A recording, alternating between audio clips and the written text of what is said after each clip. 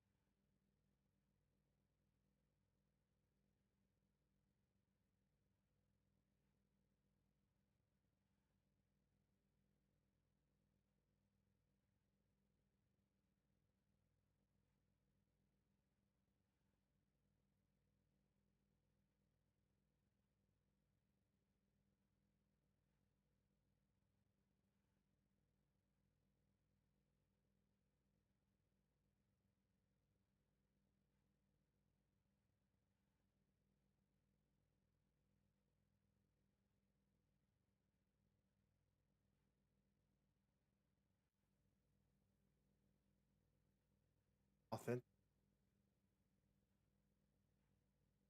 does not happen.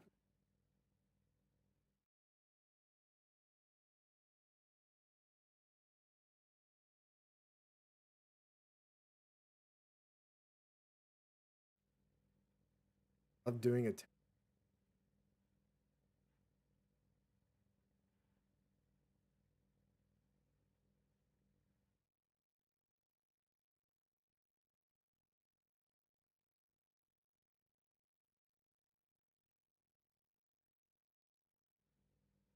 I think SDK went down. Their website's not.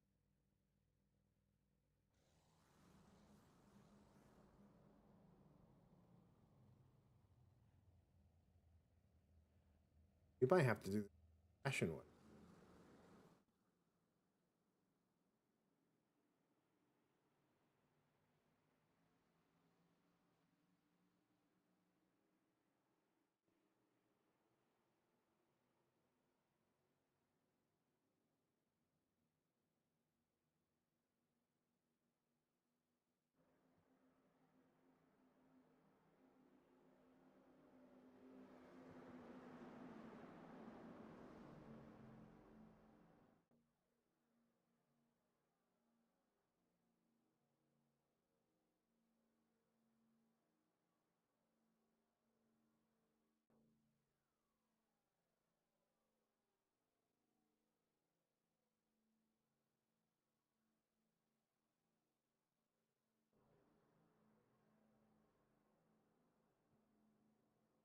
All right. Well,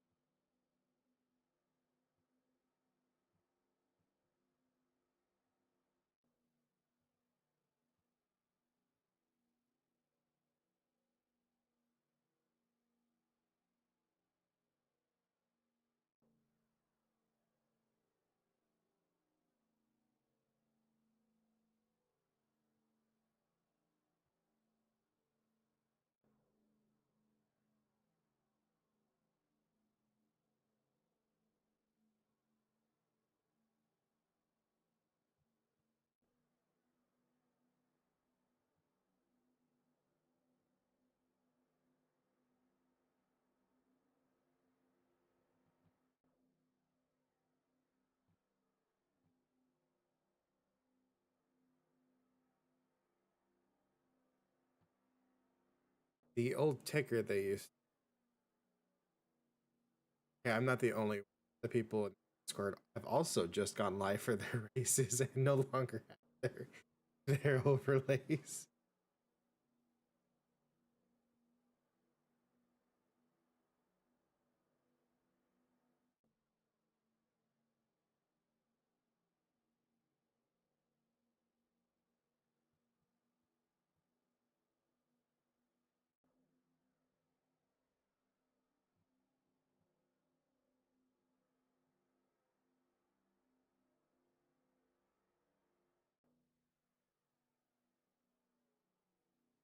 Yep, that does. That does. Okay. We're gonna have no overlays for this. In this pretty much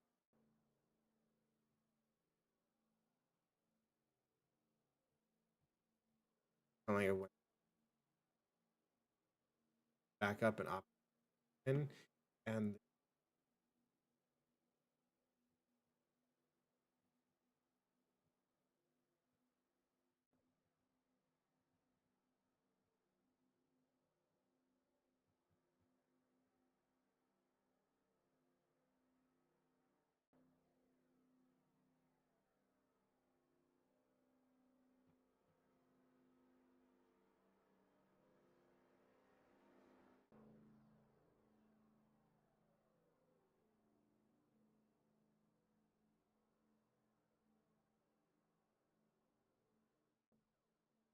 none of the admins are online. That's always a good sign.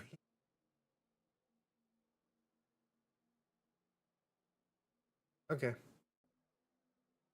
unfortunately, with the update to the UI with iRacing Checker that we had before, all iRacing is gone.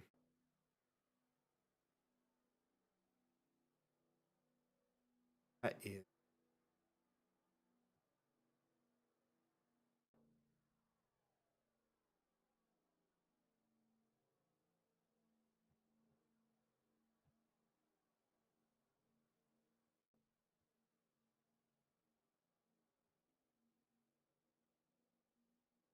sadly no. It's unfortunate because we had brand new ones for you guys. I'll leave it to a vote for those watching. Do you want the iRacing controls to be on, or do you just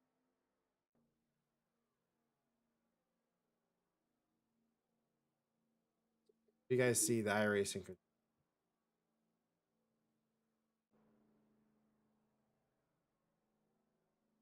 Probably just full screen it. Mhm. Oh, that's all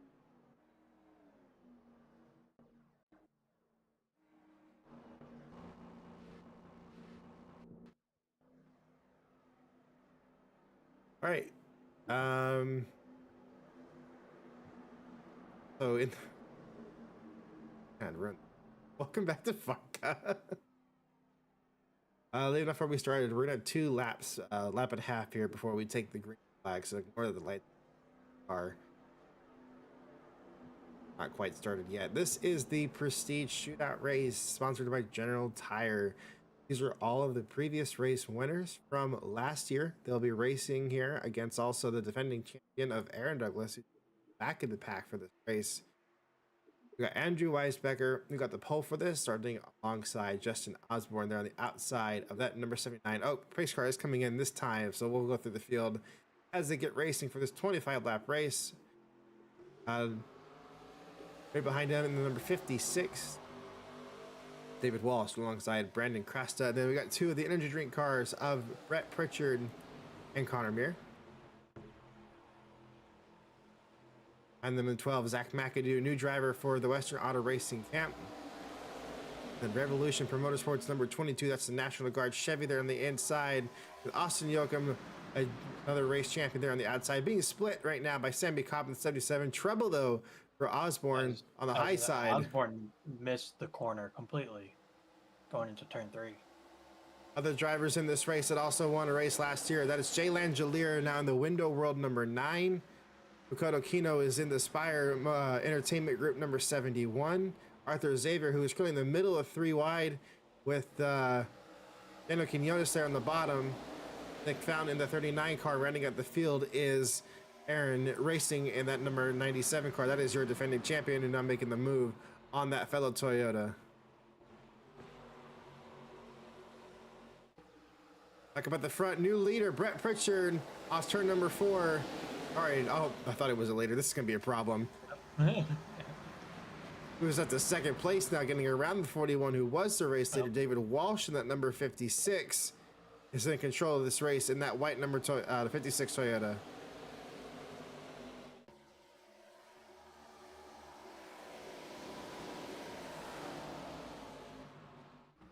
So, Brett, you got a new look on this car for this year. Completely Yeah, different. yeah. New number. Well, same manufacturer, but new number, new sponsor. Try and bring some good luck going for championship number 3 with the number 3 this year. See what that ends up doing for you. Try to get some positions back. Justin Osborne moving up in the Denso 79. I think the biggest change in look is coming out of the Reckless camp, switching from Ford to Chevy this season. I mean, 97 to Aaron moving up quickly now, getting past 4 more cars since we last saw the 97. The middle of 3 wide there.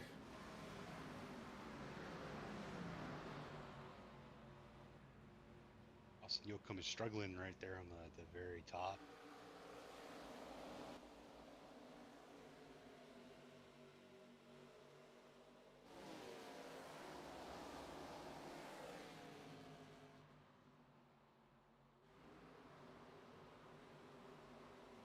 They are now starting to get 3 wide sorted at the back of the field. Yeah, they are.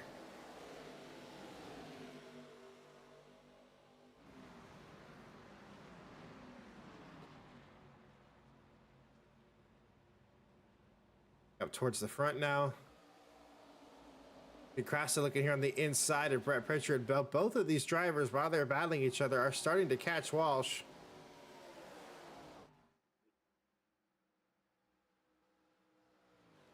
So see the multiple Toyotas battle right behind these 3. At number 12 there, Zach McAdoo, previously racing for Reckless Racing, back at the Western Auto Racing Camp, followed by the 2 red Toyotas behind. That's Andrew Weisbecker and Justin Osborne for Gazoo Racing.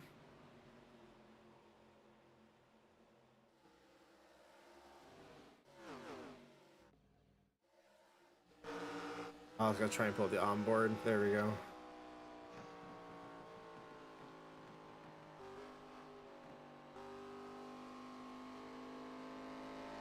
Big bobble there from Brett on the bottom.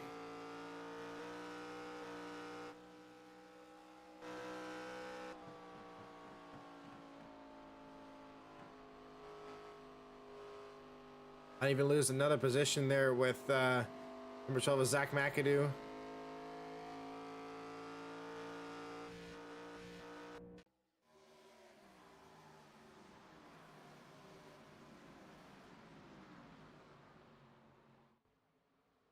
On the 3rd.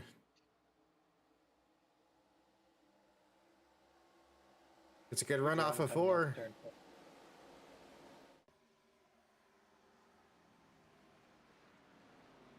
Players crashed to going into turn 1. Bringing McAdoo with them. And more Toyotas as well, right behind. Turn the bunch back up here at the front of the pack. It is still David Walsh leading this thing, though, in that Blender's number 56.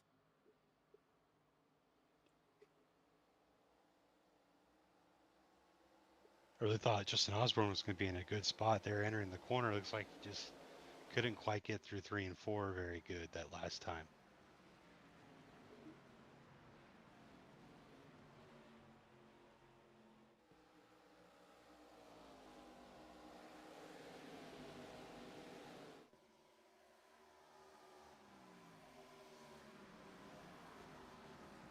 We know that last year's champion Aaron has been, keeping busy with some racing on the off season, but we'll see how that translates back to ovals. Big bobble there out of the 79. Almost lost the car right in front of Brandon Crasta, but was able to keep it under control. You see a handful out of those white gloves heading into turns number.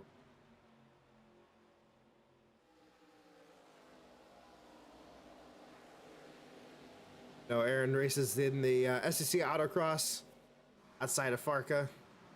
Picked up a handful of wins first weekend out. Heading out to Florida here. Playing around for $1 million right now with the Yahoo Toyota.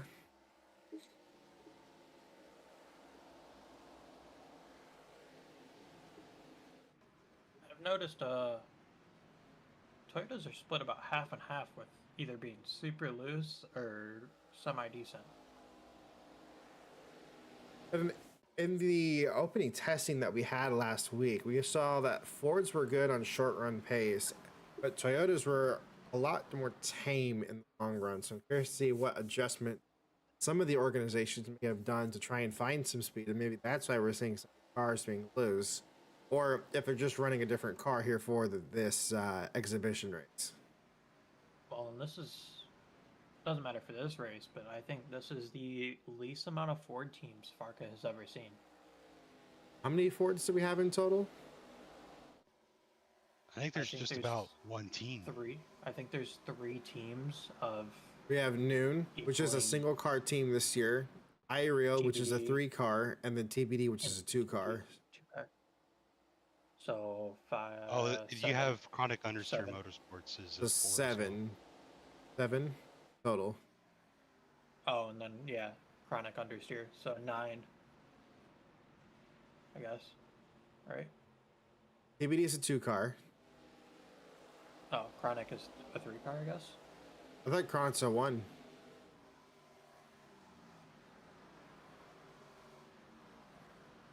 Chronic might be just a 1. So yeah, we might be just 8 Fords in the field. Very small amount. Of course, Nexus Racing, and we're looking at one of them right now, number 71 to Makoto Kino, the driver out of Japan. She is now racing in this team from Tier 1 Motorsports, and also a part of the switch over to Chevrolet with the alliance that this team now has with Spire. See the team owner here, or not team owner, but the main driver of the team, Sammy Cobb, returning once again. Speedco steel colored all over this number 77 car of Nexus Racing. Both cars had a single win. Kodo did with Tier 1. Sammy did on his own with the 77 car and had a good championship run. Team looking to continue to move their way up through the ranks here in FARCA. Right now, sitting in the 6th position. With plenty of laps still left to go for Sammy Cobb. Front, David Walsh leading the way. Last lap was a 34.136 for David Walsh. Starting to see the black nose catch back up to the 56. Getting closer and closer. I wish I could see the lap differences. Well, he's just not going to be able to get as much of a draft if we had a full field. So Walsh has that going for him. We might have timing. As I say, website's back up. Go ahead and see if I can get authenticated. Getting events on the screen. Love to see that.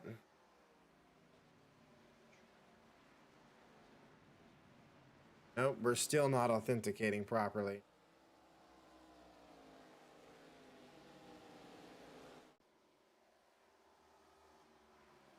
Oh.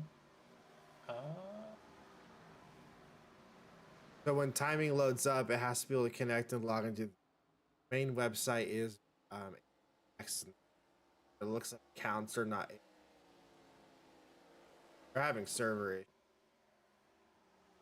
Well, our website has gotten one step closer to working again as well. It's almost there. Got to love it. At least still no. Gosh, that's unfortunate.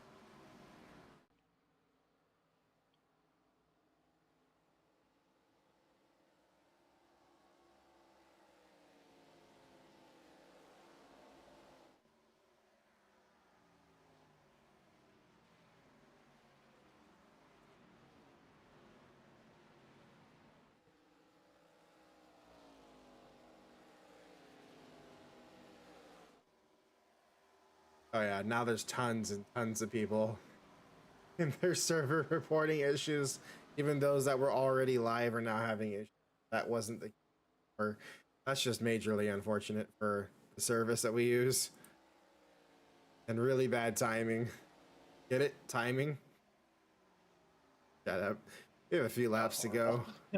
We have a few laps to go $1 million on the line. It's been easy sailing for the number 56 of David Walsh and the Blenders number 56 Toyota.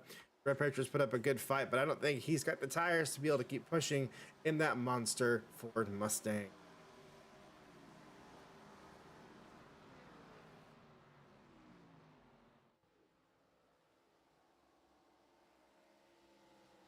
Timing, ancient Chinese art. What? Hello? Ernesto, you good? Also, to build a new timing structure.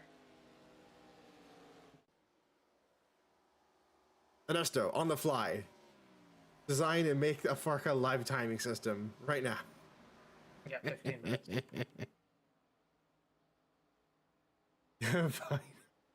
I don't know. I'm stressing, bud. Ah.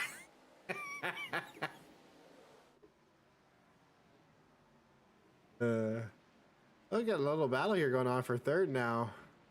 Third? No, this is like fifth. Fuck. Just 5th or 6th, something like that.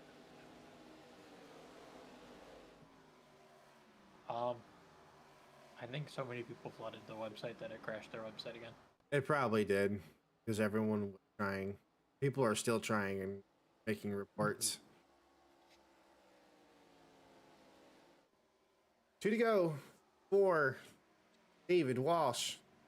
Enterprises, one of the long-standing teams of FARCA veterans racing in this organization. Jimmy Weathers in the 55 is a champion of the sport in the series itself as well.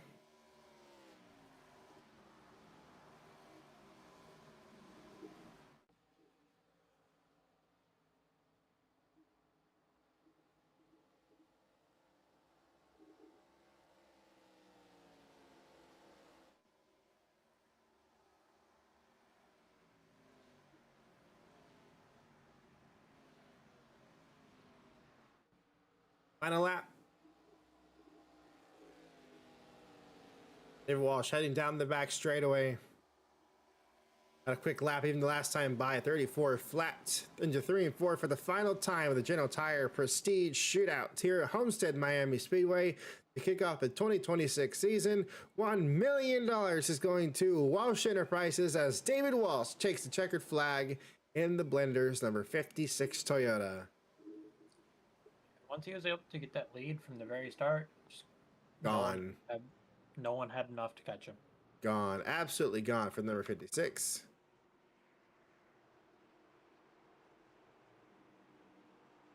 Take a short break here, and hopefully I'm gonna give us about like 10 minutes or so. I'm gonna put music on and whatnot. Hopefully they can get the live timing situated in this meantime, because practice needs to run for the main series. Then we have a 200-mile race here at Homestead that will be following right after. We have 44 cars entered in for this race. 1 car will be going home.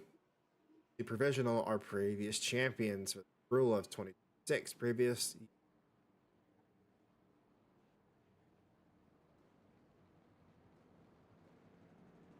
There's your champion. Beautiful new colors. Champion.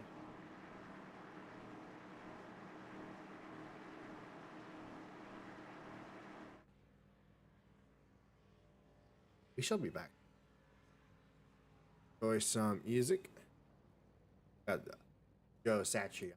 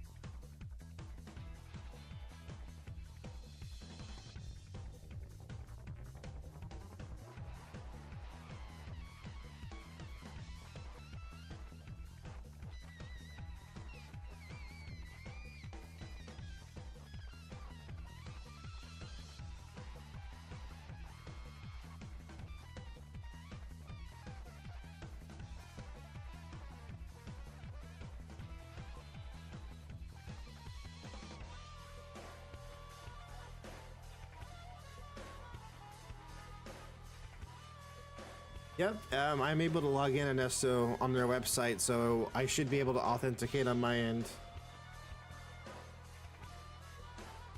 Thank you, Ernesto, for fixing it.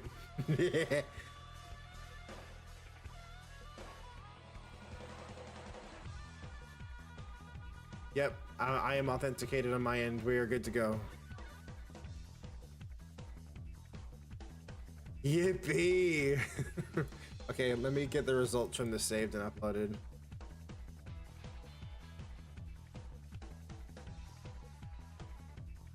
Ernesto, but I have to go through every card that I marked as disqualified on this, so that way they don't get tagged for their sponsors. Is there, if I just type in a random check like NA, will that hurt the sponsors at all? It'll just ignore it, right?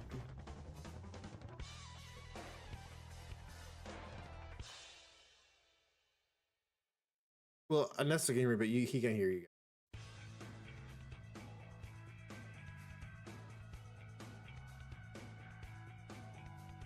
I think so, yeah. Okay, cool. Where did I put the name?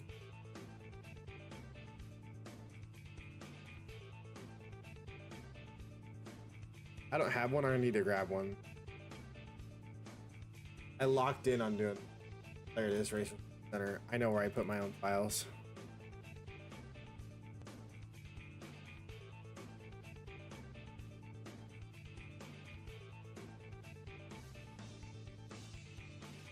Saved to 708.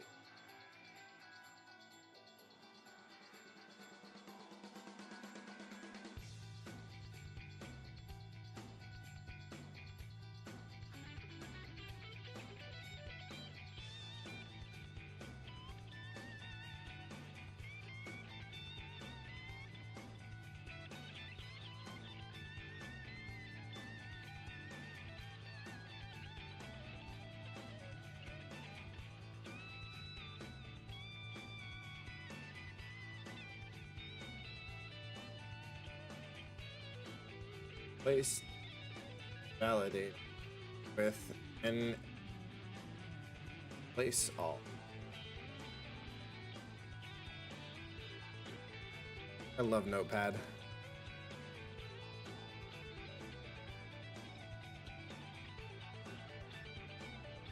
All right. The website.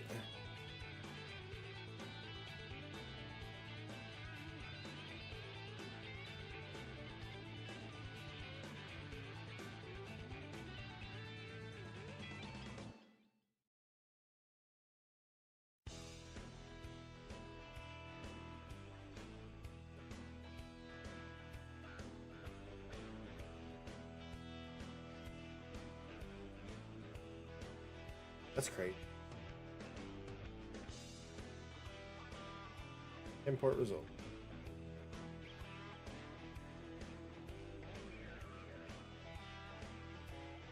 That's one.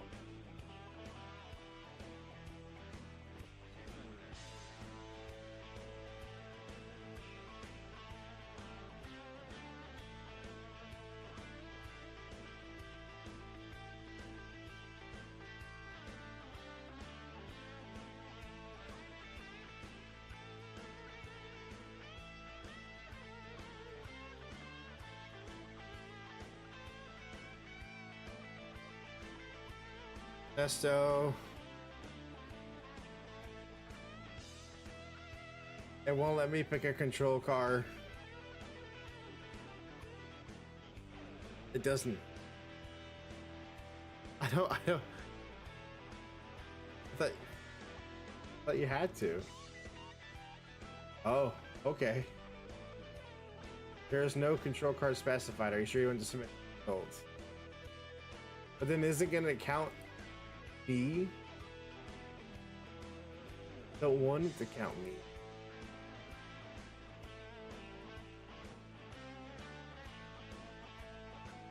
You don't have to, but shit.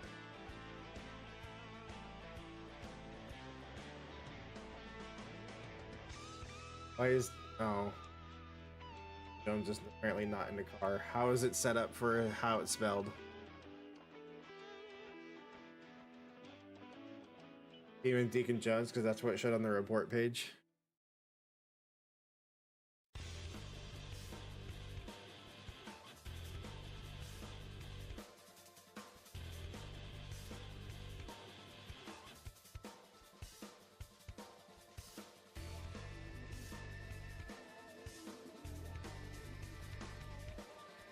Fixed.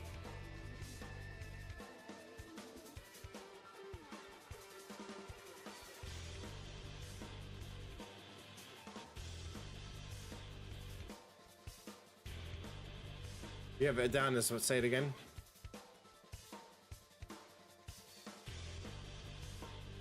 Moving demon.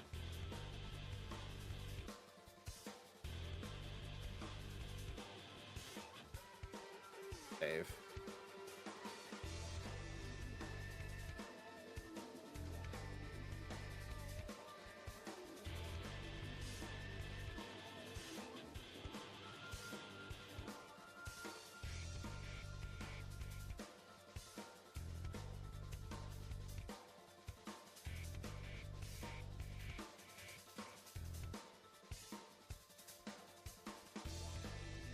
Race car for no. Oh, because, yeah. Hang on, I gotta build a car for not me.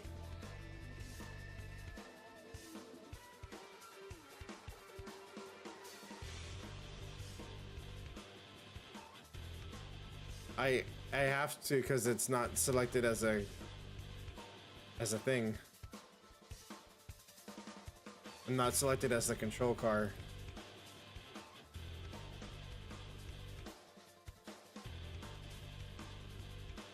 Fine, I have money.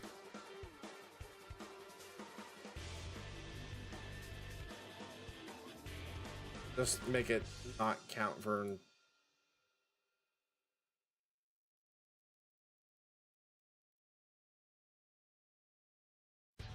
the parts.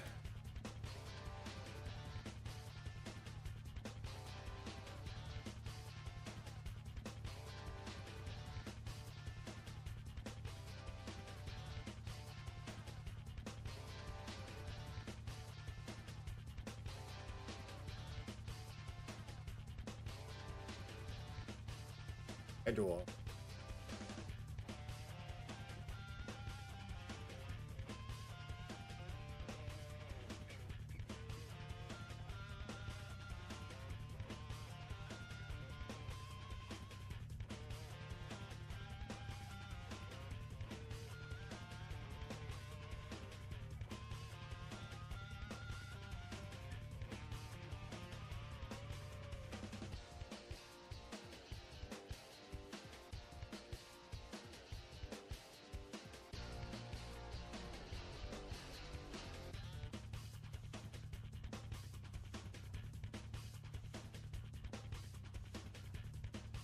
That should work.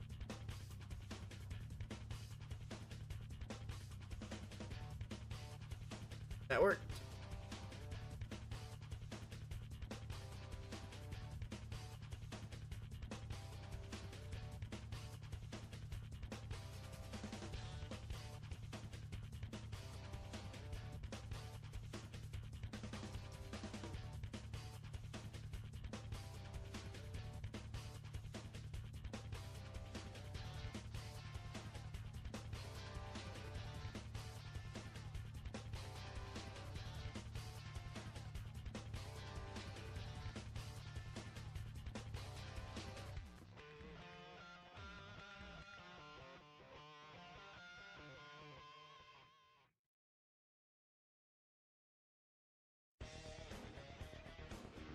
And the $1 million check has been given over to Walsh Enterprises.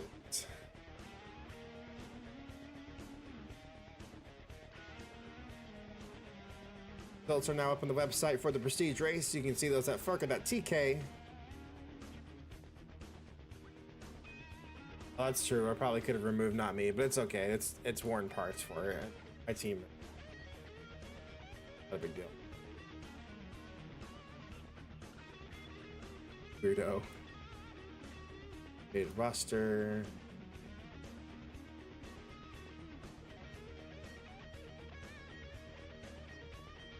Do I have face credit card?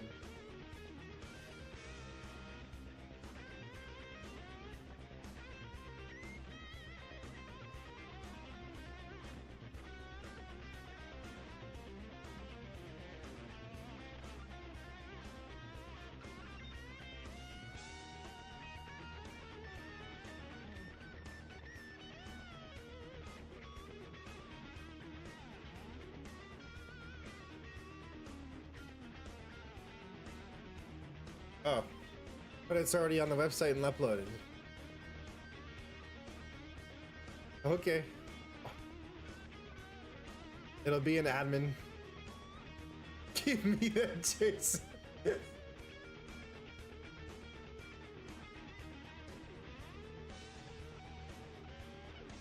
There you go.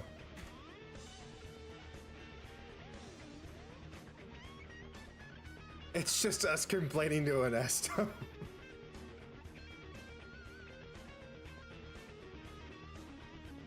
Secret bug.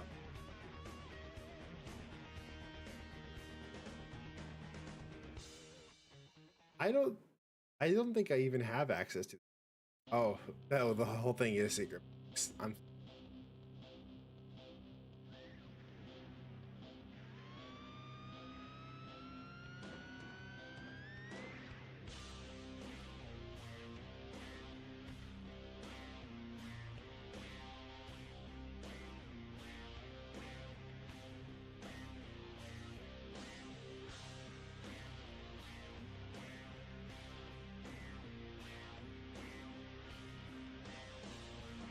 Okay, I think we are good.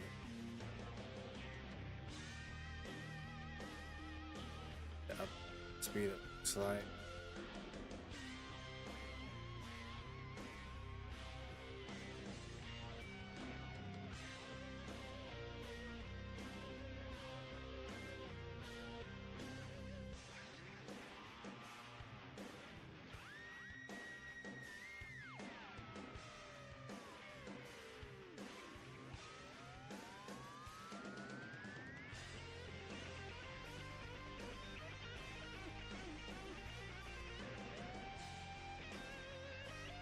All right, practice. We'll be up here shortly. Practice. Practice.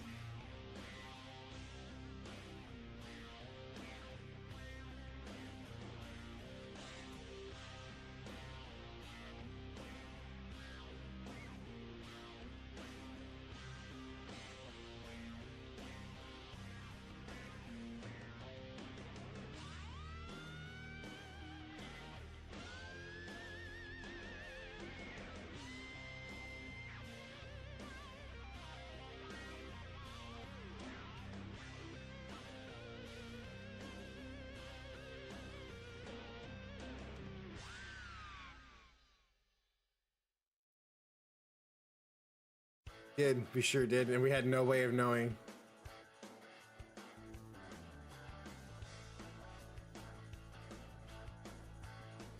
No way. I oh my gosh.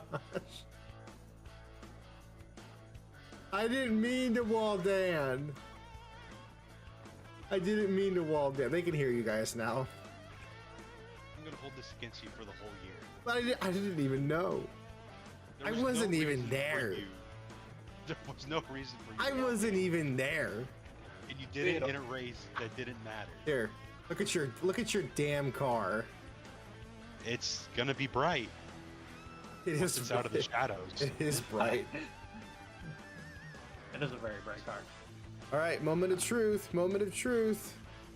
I Does this intended work? for it. Oh no! We're Oh, stuck. Wow. Get him out of me. You've turned into, into Walter. Hey, guess Get him what? out of Those- me. Those numbers added together are still only 99. That's correct. You can do math. All right, so timing and everything is working now. Look at that Ram. Look at that Ram SS. It's yeah, get raminated. Bit raminated. It's actually Ramdumption, but So basically, we have some new information that'll show up now. Team names. as well as hometowns of all the IRL drivers will be shown. Oh, can you change mine to Vladivostok? I'm kidding. Vladivostok. Oh my gosh.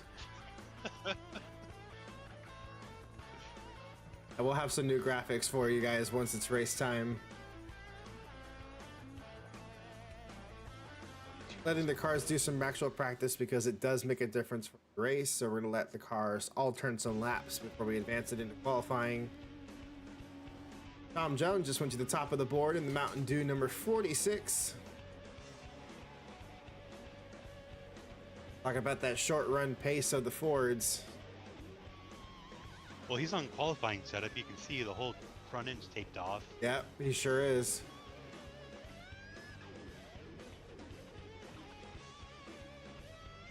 Behind Dakota Cottle and Donnie Jones.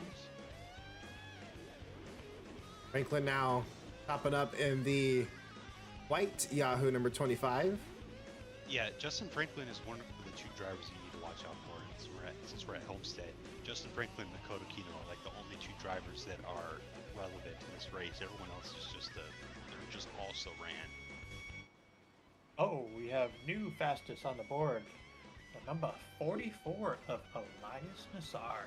Now let's go ahead and talk about this name. We got is it, no, not a rookie. Is this a rookie? No, it's his sophomore season. Sophomore season, that's right. Just a quiet season last year from Noon. It got bumped up from Noon Racing. Take it away. Yeah, so we made the decision to bump him up from Noon up to Ariel as we wanted to field a fourth car while keeping the 44 in the field. And he was probably the best decision. Comes from a karting background over grew up in Lebanon, spent some time in Dubai, and now is up in Canada, unwantedly, but he proved with little equipment that he has what it takes. So let's see what can happen. We're talking about the short run pace of the Fords. Talk about this as well. Brad Hughes, the other driver out of Tom Brad Development out of Frankfort, Kentucky, puts the Prairie Farms number 7 up to P2, and going up the top now, this time previous champion of FARCA, the other car in the operation that just won the Prestige race, Timmy Weathers, goes to the top of the board in the number 55. Great paint scheme, great work on that one, Adam. It looks fantastic.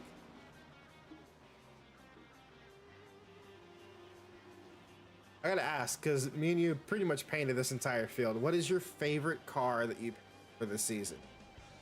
It's the 22. 22? Interesting. That's cool. The National Guard is a really good base, and the spec map on that thing looks amazing.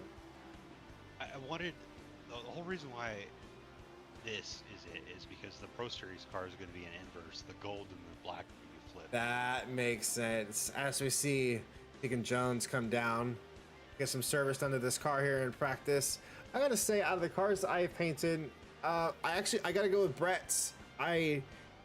This is a mishmash of two cars put together in one. This is a monster truck designed paint scheme off of how Monster Energy was in Monster Jam in 2017, but the base of where the paint scheme sits on the car is actually based off of Greg Biffle's Granger paint scheme. So it's a mishmash of how the way that these two sit on the car. It matches the vibe of how Brett's doing with Biffle's look. What you need to do for Brett for a special race is go and play Grid Autosport, and there's a Monster Energy livery in Grid Autosport that reoccurs. It's black, white, purple, pink, and blue. Grid Autosport. Oh, I think the shapes. Yeah, I know. In that livery are the same shapes that are on this livery. And so if you were to redraw this and recolor it like that livery, it would look pretty damn good. That is a great idea. And I love those kinds of halftones. I think I do need to do that. And it's perfect for what Brett likes, like the kind of art that Brett likes on a car. He would appreciate that. This is a lot of what the RTR cars even use today, so that is fantastic.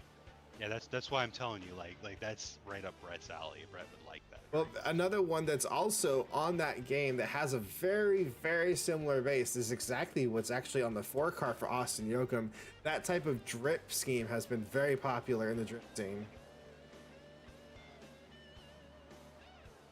Yeah, and you know, they've been going back and forth at IRM for number font the last couple seasons actually, and I think with this new Greg Biffle style font, I think they finally found one that they're willing to stick with for a couple of years. I think it fits the team well. It does, and with all 4 of the cars, it flows with the numbers. Here's an odd one at the top of the leaderboard. How about this?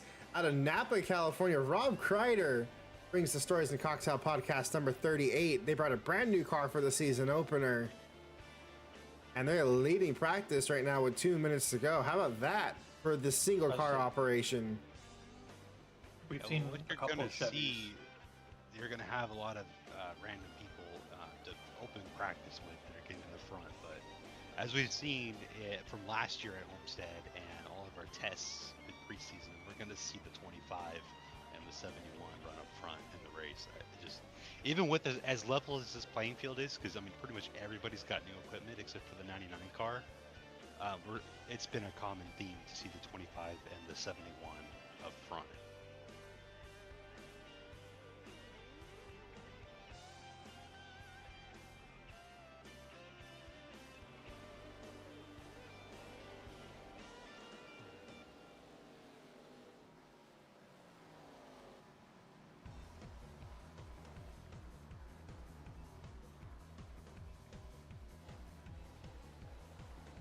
Hello? Are you people here? Am I the only I'm one here. that's going to be? Nope. Okay. Oh, we got Jane Langelier. Making a last minute effort. Oh, look at that 88 car that's going to run last. Of the cars. Eugene Hawk. Sorry, that's just a fun Cash name App to yell out. It is a Cash App 88. Yeah, I didn't expect Eugene to actually be thrown at that race organization for the season, but I like the move that was made. Well, it was decided as soon as RPM announced that they were releasing Eugene Hawk. Benato Autosport was immediately on the phone, and they called Eugene, and Eugene's like, "It's a deal." Like they didn't even wait to see for anyone else who had given him an offer. They just kind of decided it immediately. So they do not expect pace the first race. They expect pace for the rest of the season. I think that'll be interesting to see. Practice is going to be drawn to a close here.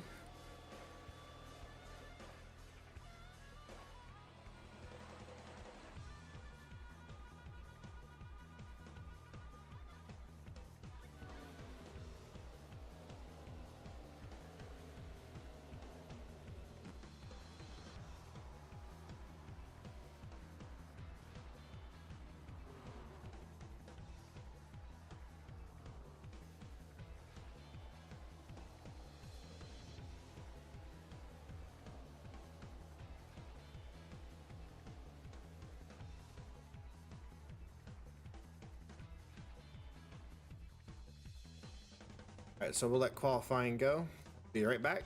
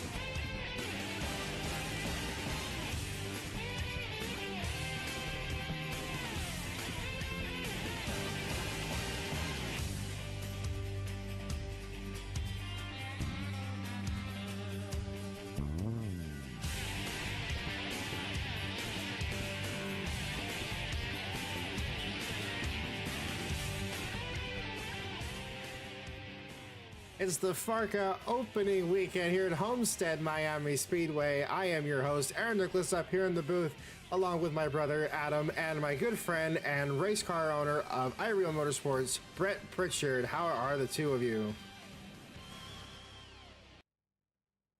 It's time to get it underway. First race of the season. Walsh Enterprise, off the back of winning the $1 million challenge, we'll head into the race with momentum. Myself, Aaron, is the defending champion of the series and gets to deal with the bad luck that usually falls into with the rest of the season. Last year's race, with the strategy that got offset, ended up in a fuel mileage disaster that showed Connor Mir being able to be the one to have enough to make it to the end of that race, after several cars ran out of fuel or had to pit coming to the checkered flag. So who will get this race right and who will get it wrong? It's one lap shorter for the 109th mile of this race this year. 134 laps around the 1.5 mile oval here at Homestead, Miami. It's a General Tire 200. We're going to be getting ready to go over the starting lineup of the race. And pole position is going to go to Brandon Crasta out of Procrastination in that number 63 DHL Chevrolet, and starts next to Don Jones in the Tier 1 Motorsports unsponsored Chevrolet. That's right, a Chevy front row lockout. Brett, get us with row number 2.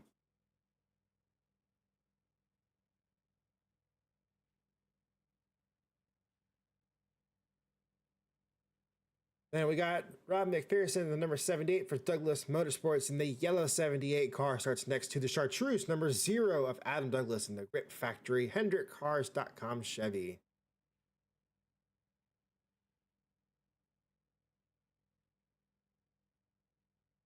New drivers, new sponsors, new looks. Looking good for that row there of IRM. Then it's Daniel Quinones, number 17, Reckless Racing, and Ryan Vargas. That's right, the actual ARCA driver and Monster Jam driver of El Toro Loco is here and racing with us tonight and full time for the season. He'll be the number 28 for Revolutions per Motorsport, rounding out your top 10.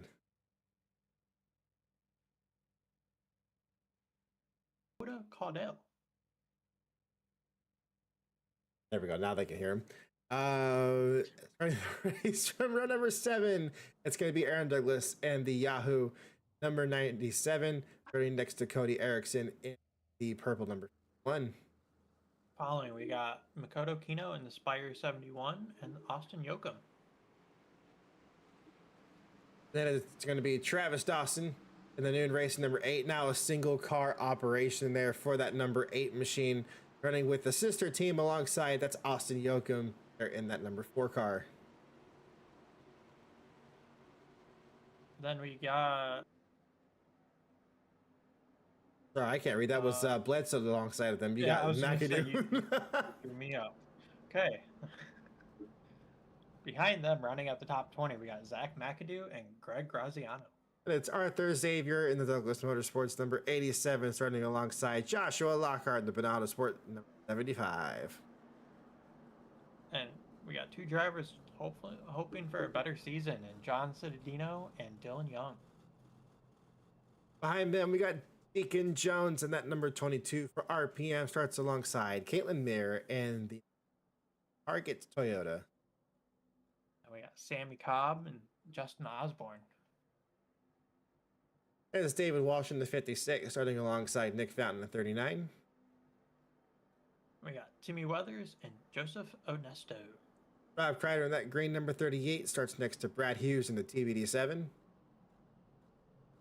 we got Justin Franklin in the 25 and Connor Muir in the 29.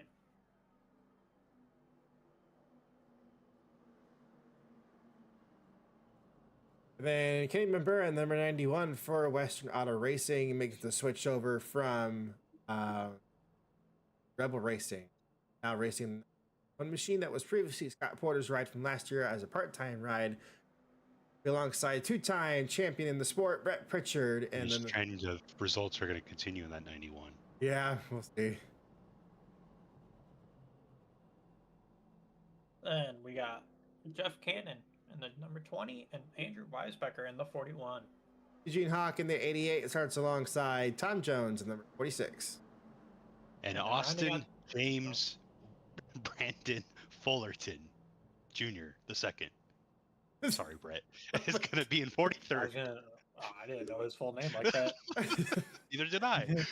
And you see Okay. that class car there at the bottom. That's Brandon Walter for private label Team Hype, single car owner, driver operation. Failed to qualify for the race, which means they will be going home and not racing tonight's race. Back up at the front here, we should be getting the 1 to go signal here from our pace car. Lights on the pace car are out. One more lap around and we'll be getting this race going underway. We got some special treats for you guys. It cooked up in the off season despite the timing system down earlier. It is now back and we are ready to show off what the new look is going to be for the FARCA.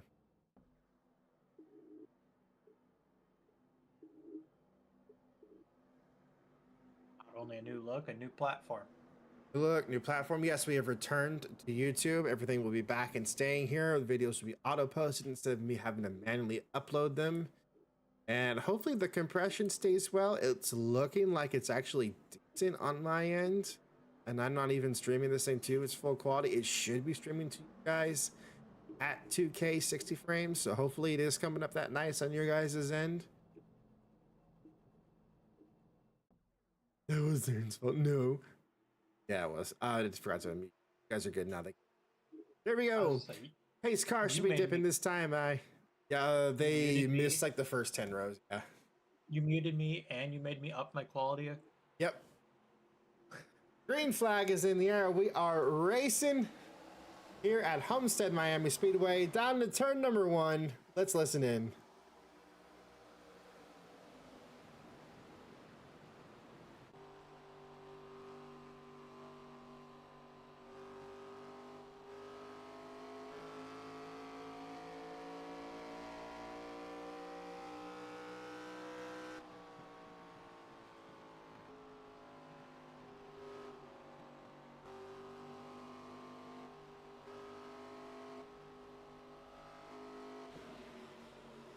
Right off the bat and spitting 3 wide, that was Adam Douglas in the number 0. And here's our new timing monitor we will now have for the season.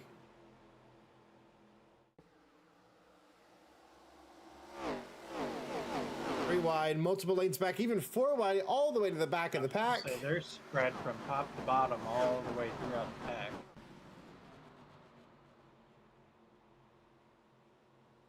Surprisingly, not a single issue.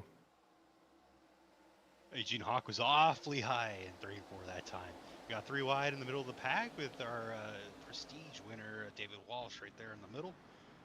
Looks like Adam Douglas is moving on Jay Langelier. Those are technical Alliance cars, but one is a Ram, one is a Chevrolet.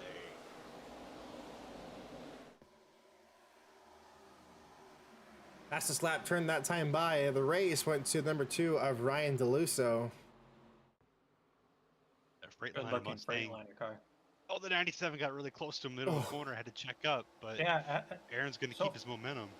So far, that 97 has already taken out 1 car this season, so let's keep an eye on the 97. That completely missed that in the previous race. There was contact between Aaron and was it 17? There's right there. Yeah. 17.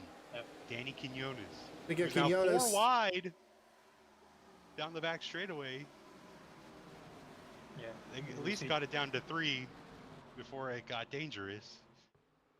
He's got teammates all around him, yeah. 78.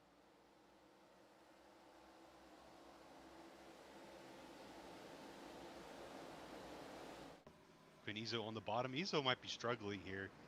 Yeah, I think whoever has on that very bottom lane just has no run off the corner right now. I think Quinn needs to have a good string of races. If Super Lube leaves that team, I think that people are going to be calling his ride into question. They already got rid of Brad Smith last year for having poor results, losing sponsors. And we saw the surge of the 25 car when it was renumbered to 25 from 30. And even though Quinn had that 1 year where he led everybody in top 10s by like a mile, he hasn't had the same success since. And so Quinn is very much under the microscope heading into the season, and he knows it. His sponsor knows it, and that team knows it. And they are under immense pressure to get something going here, and going backwards is not going to help them.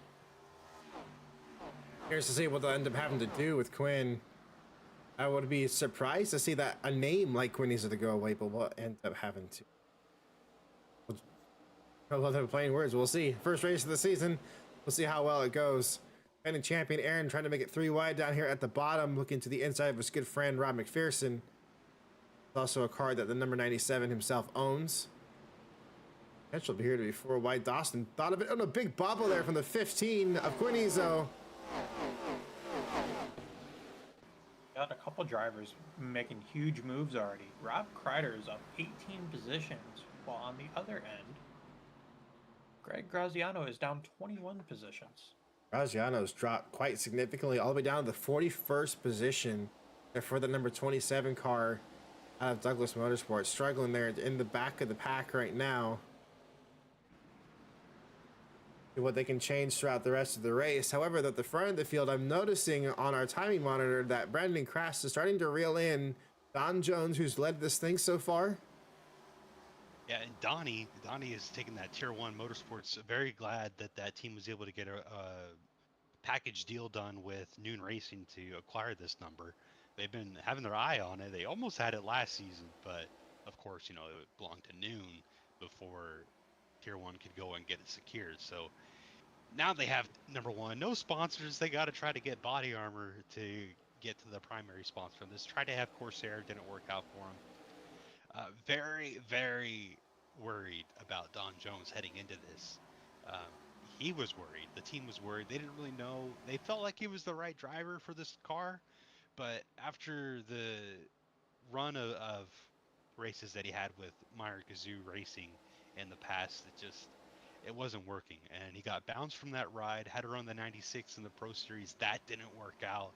And it was either sign this driver or just have no driver and not run the races. So Don Jones was their only option. They went with them. Deacon Jones is funding this ride out of the money that he won for RPM last year. As we see a pass for the lead, Brandon Crasta, one of the drivers who possibly could have won the championship last year. Very strong running. That DHL car gets a huge lead out of turn 4. Something had to have happened there with Don Jones. Not only was there a slow up, he just let the number 63 of Crasta go right on by him. Donnie might have let him go. You know, Donnie seems to be working out for them, obviously, because I mean they qualified second. This is a good run out of them so far. We expect great things out of this one car.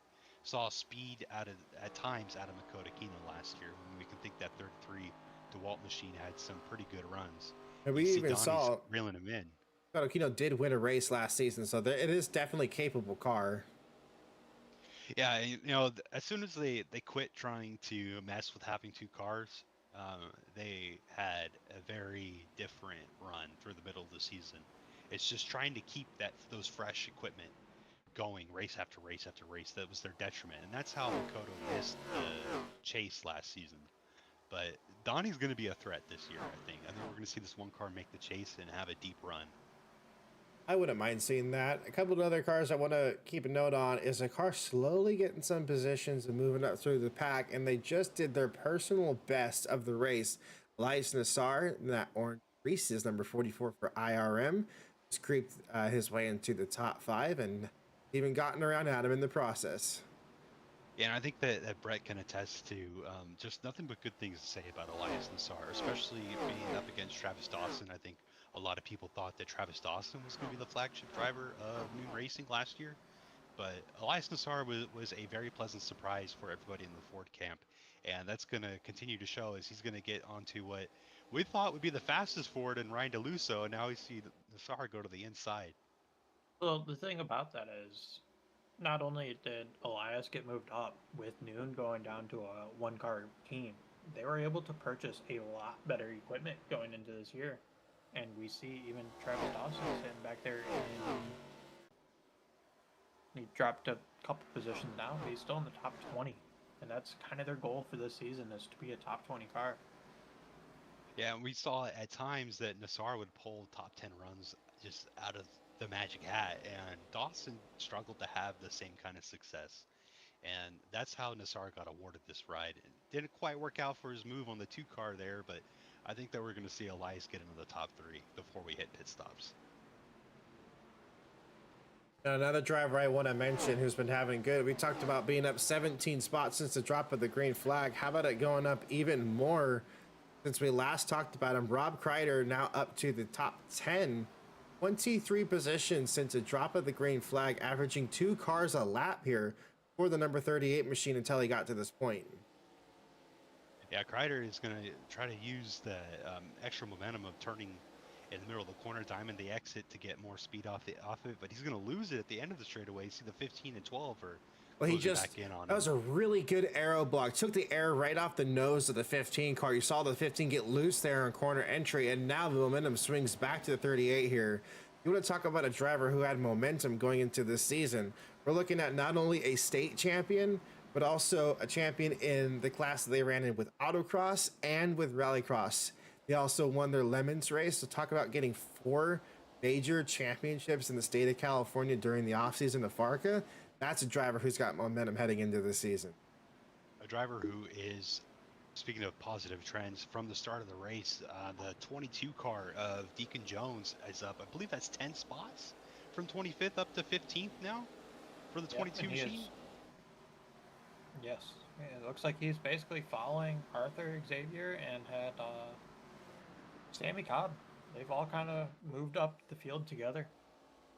Yeah, so it's not too uncalled for at Homestead to see certain drivers come through the whole field and make it up to the front by the end of the race. A driver that I'm a bit surprised, I shouldn't say a bit surprised, very surprised, is in 41st place in Brett Pritchard. And it might just be an opening run. They might be just getting a feel for the car. I think the 3 car is going to end up coming back through the field here, but certainly strange to see Brett mired at the rear. See Jeff Cannon is still back there too, but started 38th, fell back down to 41st. Looks like he's starting to turn it around. Oh, that 20 car is so loose. A 7 car too. Brad Hughes just getting loose there in the marbles along the top side of the wall. We'll see cars get closer and closer as the race progresses. Now, normally, this is when I know Brett doesn't have a very good race car. Is when Brett is running here at the bottom of the racetrack. Wait, hold on. Brett, what just happened? That 19 car has the right side smashed in. Is it? Yeah, yes. Let's take a look here. This is Dylan Young out of Western Auto Racing. Dylan Young definitely has some damage going on that right side of the car. Might have been something that happened in the opening portions of the race. Oh yeah, heavy right front damage. That won't be attended to until that car comes down pit road. That is not going to be good there for Dylan Young. But going back to the 3, I think he's kind of, if you flash back to last season, how many wrecks that car was involved in the first half of the season? I don't, and every time it was in a wreck, it was near the front. So yeah, I think safe. This first run, Brett's just getting a feel for the car. It's not it's not a new race team, but that team underwent a lot of personnel changes. They changed the number, they changed the crew chief, they changed the car chief. There's some different pit crew members who aren't new to iReal Motorsports on the pit road, but they're new to the 3 car, and it's a whole new group. Everybody who's going to be pitting this 3 car this season is new to the 3 car, but they're not new to iReal Motorsports. Brett is hoping that the refresh for what was the 44 car last year, but is now the 3, they think that they're going to go in a good direction, but it seems like they have a little bit of growing pains in this first race. Yeah, this is the first time Brett's not ran the 44 since he's gone out to be his own team. So, and that's across motorsports in a whole. Yeah, Brett, of course, he started FARCA with the number 2 with Douglas Motorsports, won 2 championships with Chevrolet, and went to the 44 car. Has had that his entire career since, and this is the first time that we see him in a new number since about 2016. That's a big change. Keeping an eye on the cars moving up as well. I gotta mention this before we lose it as well, because they've been putting down some 33s while everyone else is running in the 34s. Making another pass right here. Demon Deacon Jones starting to get some good runs here in the 22 car. Well, the main 2 RPM cars are coming to life. Sorry, Brett. I was hoping to squeeze it in before we jumped off the 3, and you said big changes.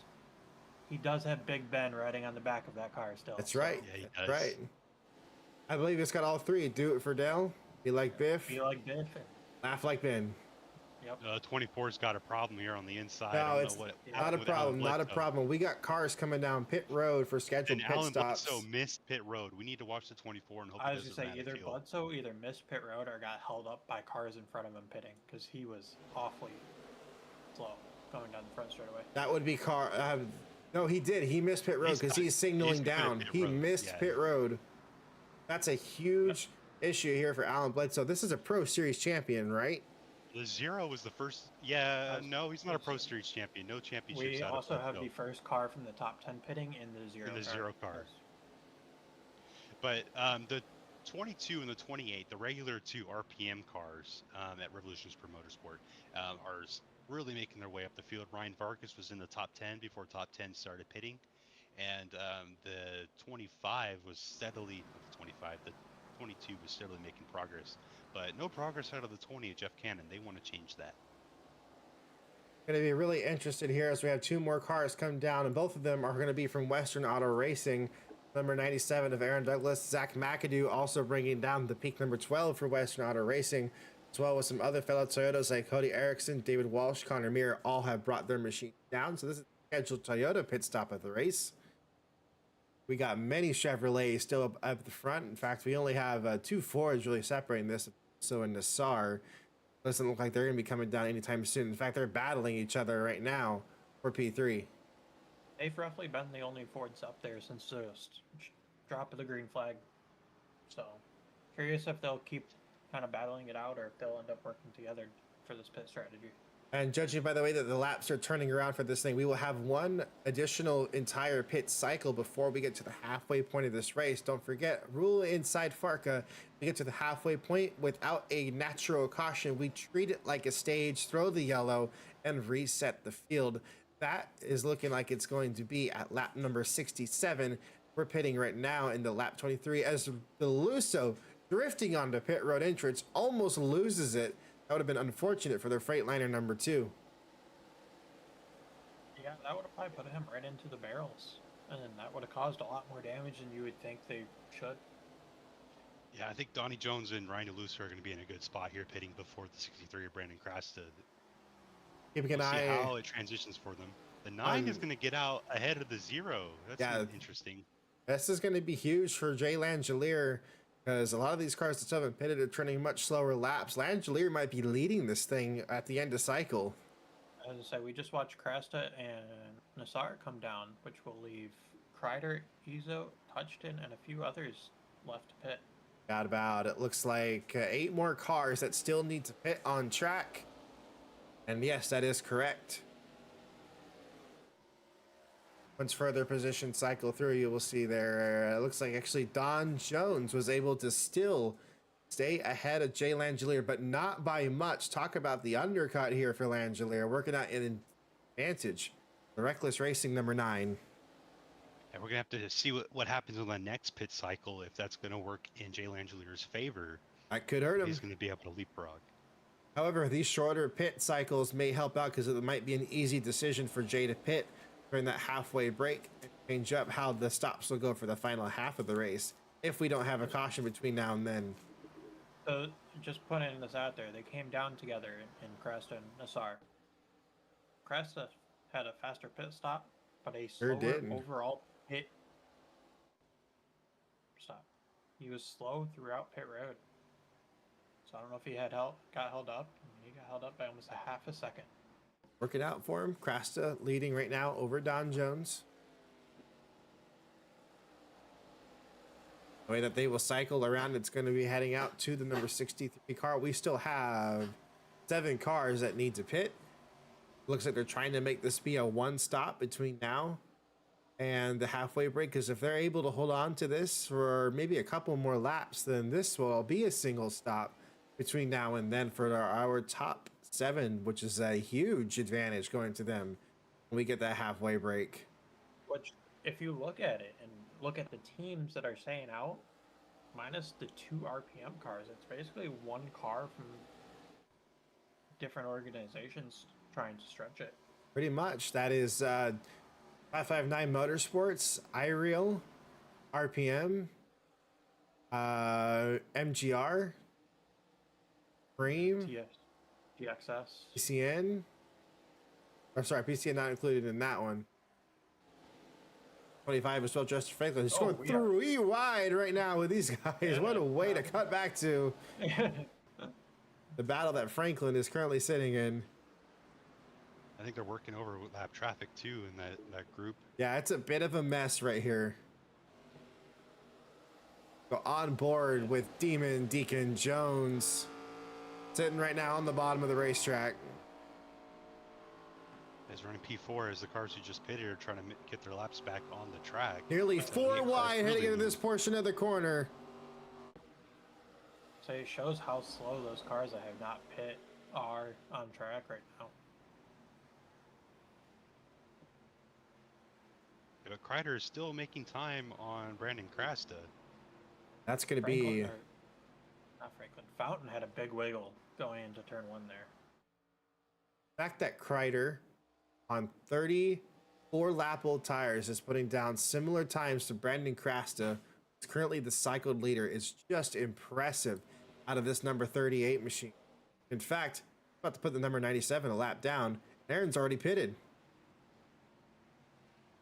Yeah, as Justin Franklin has came down, so he's going to surrender his top 5. I mean, Franklin's already at the point now, like the window is open to do the single stop before the halfway, because it doesn't look like we're getting a caution at the moment. So it's open for these drivers now to come down and pit whenever they want to. But if he's got the pace, the longer you can go, that's just less pit stops to make. Yeah, I'm impressed with, I'm going to say these top 2 and Kreider and Touchton, because I feel like they both have good pace compared to the rest of the field. We haven't touched him yet this race in the new Lycon 69 car, so trying to have a rebound season from the miserable season of last year. So Franklin's back out on the racetrack, cycled back to the 18th position, and that's just going to be purely because of how long driving on those used tires did for the number 25 machine. Nothing that's going to be detrimental to that race car there. But basically, Dylan there. And then Fullerton has decided it's time to bring the number 81 PayPal machine down. That's the rookie out of NGR. One of 3 rookies we have in the season.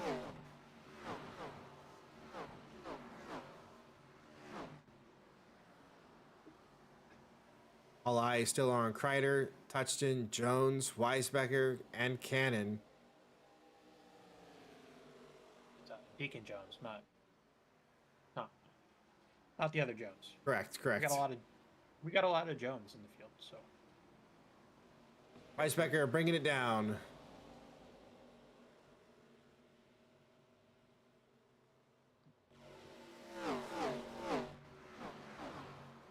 So this is going to leave 4 cars now on this cycle. We are 30 laps away from the halfway break of the race as Adam Douglas and the number 0, the Weisbecker pitting, makes his way into the top 10.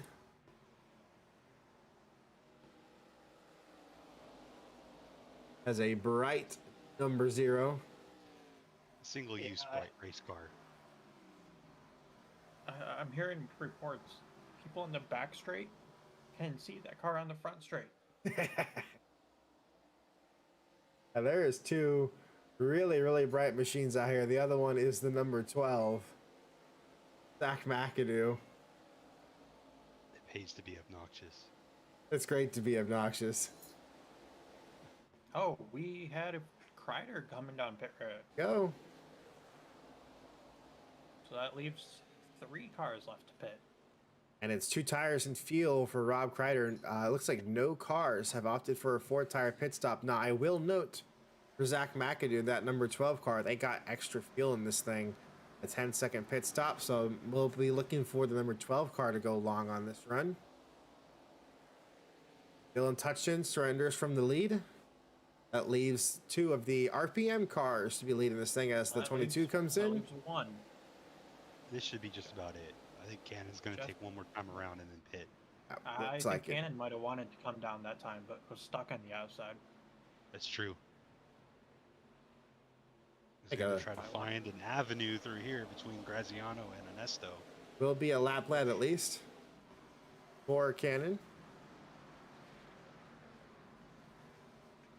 And with the damage that Dylan Young had, he is now last car on the track. 43rd. But better to pull out that fender now and wait until the halfway break. Means Brandon Crasta will cycle around to our race leader here as he comes back around to the front stretch. Yep, Got about a second lead over Jay Langelier.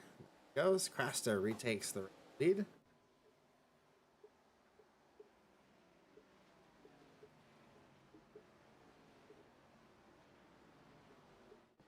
minus Now- 2 Fords and 1 Toyota. We have almost an all Chevy top 10. Can finally take a look at the differences for our race leaders to see what has been working out for them. It looks like taking the longer run, the overcut, had ended up being the winner on this initial opening stint. But we'll see what ends up working out in favor of the rest of these cars. And now the big thing about these is how fast these teams were during their pit stop cycles. And see, Brandon Crasta's team lit it up there on pit road, and he had the fastest.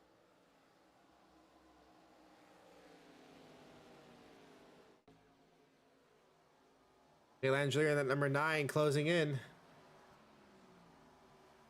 I think the biggest winner through this cycles is Brett Pritchard. He's up to 26th. That is that actually is a big winner out of the cycle. Headed early with the leaders, and that would be that overcut we just talked about being the winner. So that's good strategy, helping out Brett Pritchard. There's a reason why his nickname is the Threat.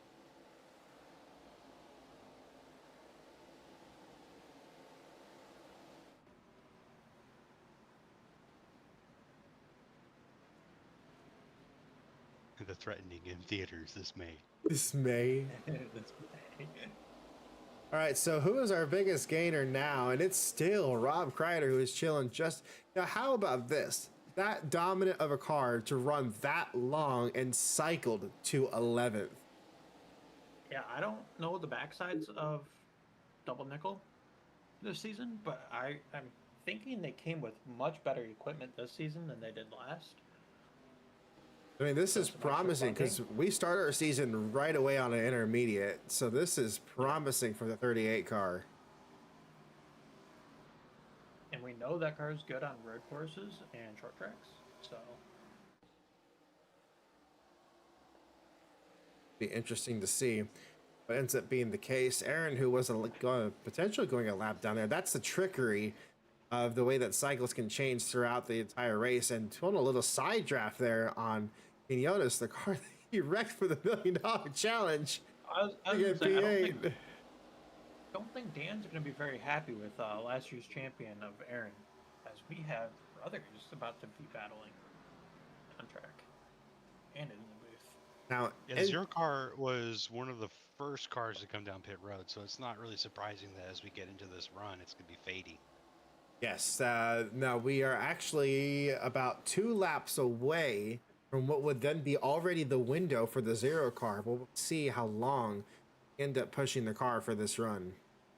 Talking about fading and fading quickly is the 88 of Eugene Hawk. Yeah, Is they getting ready weren't to be passed expecting. by Dylan Young. They weren't expecting to come here with much speed, and it's just a one weekend thing. They've been saying that they should expect to have good equipment Out for the going lead. into Michigan.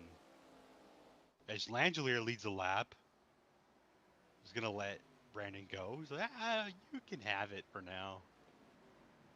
He's gonna come back with another big run. Backing up the corners.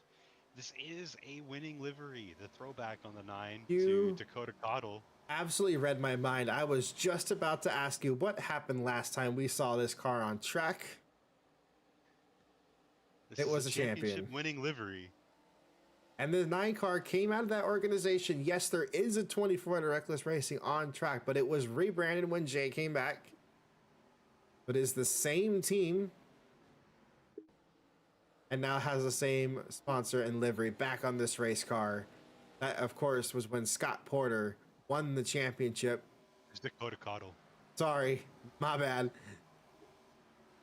That indeed was Dakota Cottle, and that is one of the very few actual FARCA diecast that exists out there. Cottle has that are on display.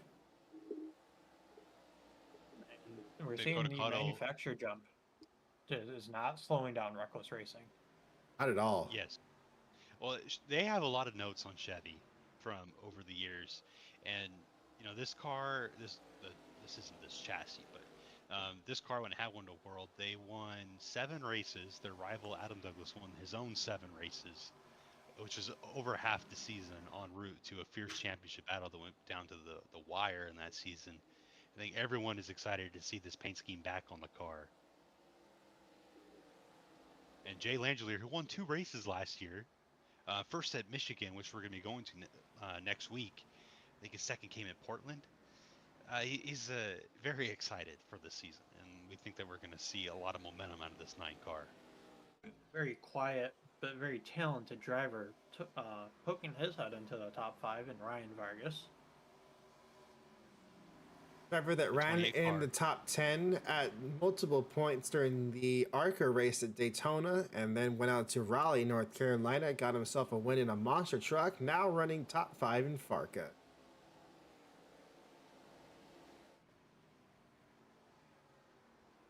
Again, another driver too that we've been keeping an eye on, and now moving up yet again. Rob Kreider making the pass to Arthur Xavier on the 87.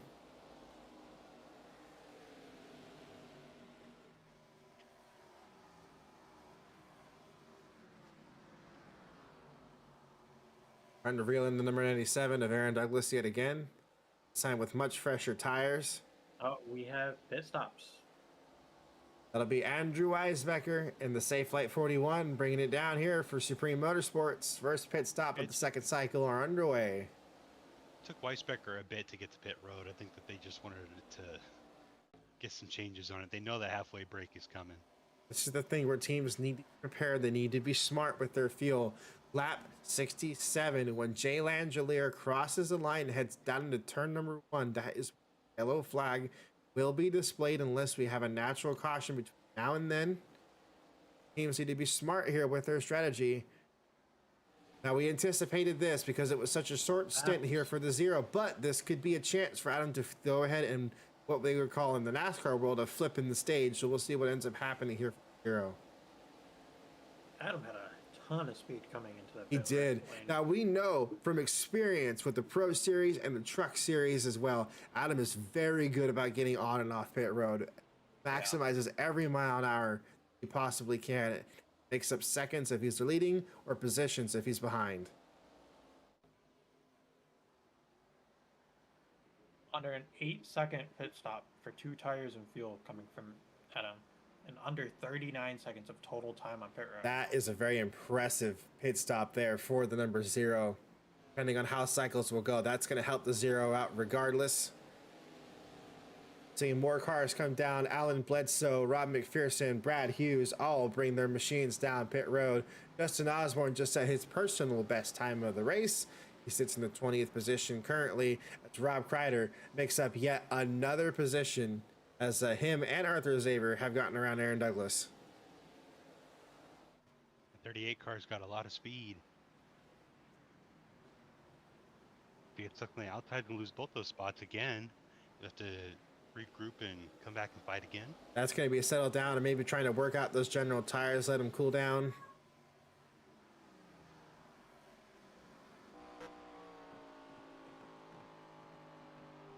Looking there to the inside of the number 97.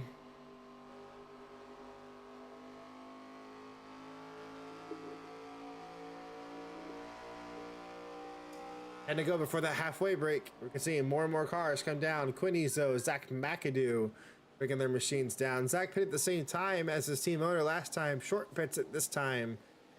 Andrew Weisbecker had a problem. They have pulled the car behind the wall. They are 5 laps down. Ooh. They smacked the wall. Actually, I don't think they did smack the wall. That car. He's got the right front damage. He's got right front damage. Oh, yep. Unaligned there. There is an issue there. So that might be suspension issue. Probably working on the control arm there for the number 41 machine. That is a Well, they're tough saying- break. Go They're saying ahead. that they got in the wall because they had a mechanical failure, and so it might be a significant time that 41 car is behind the wall. That's unfortunate there for Supreme Motorsports, one of the best teams. They lit the world up on fire with going from unsponsored to fully sponsored in the middle of the season.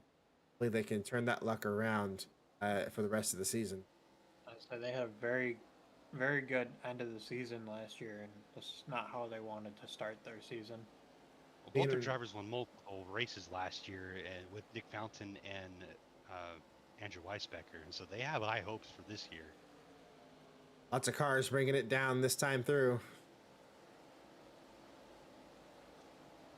We are 7 laps away from the halfway break. Jay Langelier leads for Brandon Crasta and Don Jones. It's Ryan DeLusso and Ryan Vargas. The rest of your top 5 is Crasta and Jones bring it down.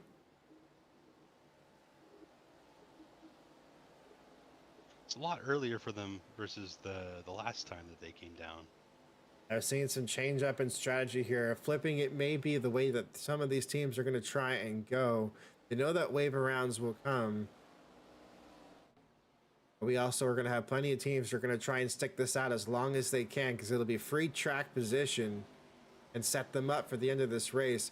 Rob Kreider may end up doing this race with only 3 pit stops. There, yep, there's your race leader. And also Ryan DeLusso and Ryan Vargas also bring their machines down pit road as well. Well, that and how many, get the car to be as fast as it can until the halfway break. It's 6 laps, 5, 6 laps from now. See what kind of positions you can pick up and then pit again under caution. You're not going Right. to lose as many spots.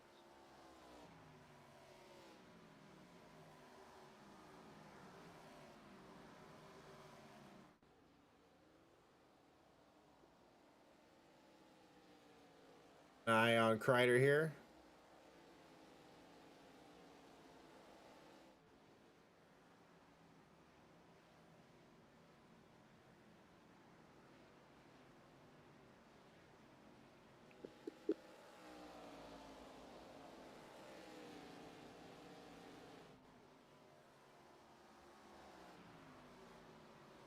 Good strategy here coming out of Travis Dawson camp for noon.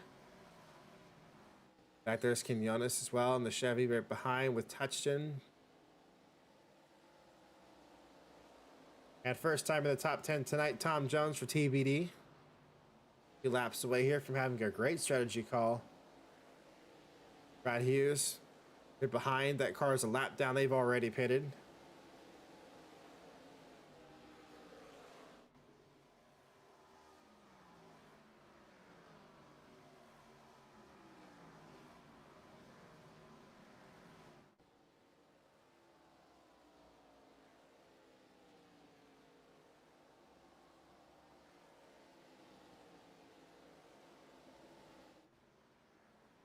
They're now 4 laps to the halfway break.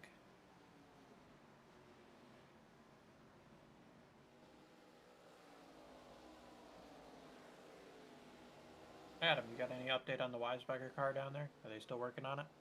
Yeah, I don't know if we're going to see the 41 come back to the race. They've got the front fender fixed, it looks like, but it's still behind the wall, so they could be working on the engine. Maybe they had a drop in cylinder and they're trying to fix a spark plug or something. They got it fired up. They got it fired up. That's good on them for trying to keep this thing in it, despite them being so many laps behind now. They're going to be, looks like 9 laps down for Andrew Weisbecker's number 41 machine. More than that, actually. 13 That laps. wasn't FARCA timing? I don't know what was.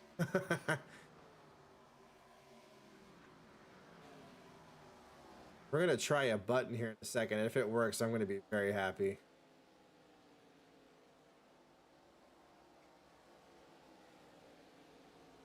Quinones making a last-minute pit stop, bringing it down 1 lap before we call this thing. So is Makoto Kino in the number 71. And Tom Jones, Timmy Weathers, they're all bringing it down as well. So we have handful of cars coming down this time. Rider heading down to 3 and 4. If anybody pits on 67, you have to let them complete the stop so they don't get black flag. Yep, I'm keeping an eye on it. Does it look like that's going to end up being the case, thankfully? Yeah, there's one car. Yeah, one. I just got to make sure, okay, they're on pit road. Nobody else is coming in. Like, All we right, you are can put good. it out. Put it out. Put it out. Put it out. Put it out.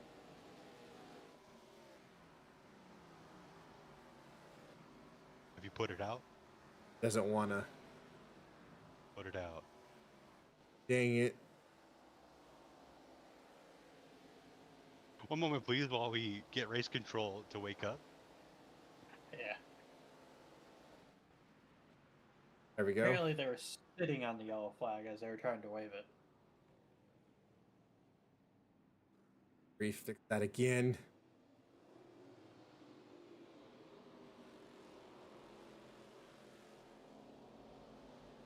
All right, remember, you have to let caution pit stops happen before we start waving people. Right.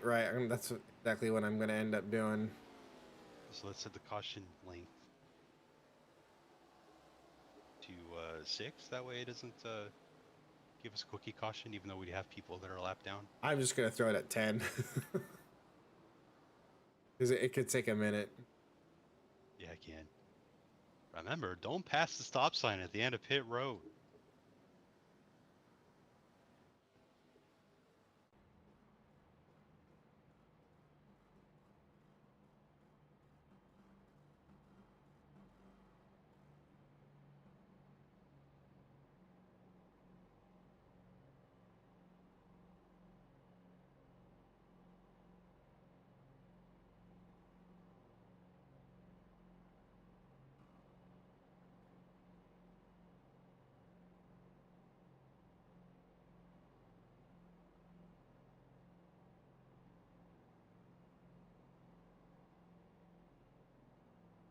Pace car waited an extra lap to come out, so stand by. Chevy pace cars. Rob Predator, Yeah, it Travis was. Dawson, Dylan touched in. They're all coming down pit road, as well as Deacon Jones. I expect maybe others. Oh, those were the last 4 cars that we were waiting on. Well, others making an additional stop, like Elias Nassar. Stop to change up the strategy. To make that a little bit longer adjustment that you might need.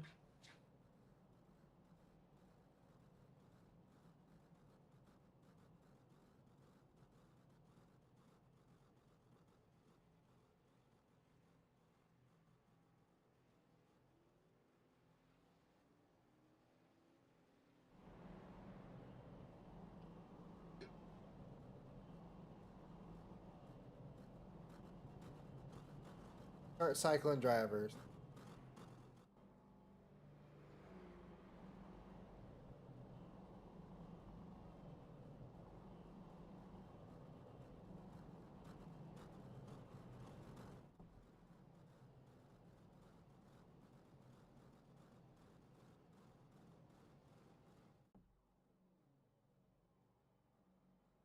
Yeah, 20.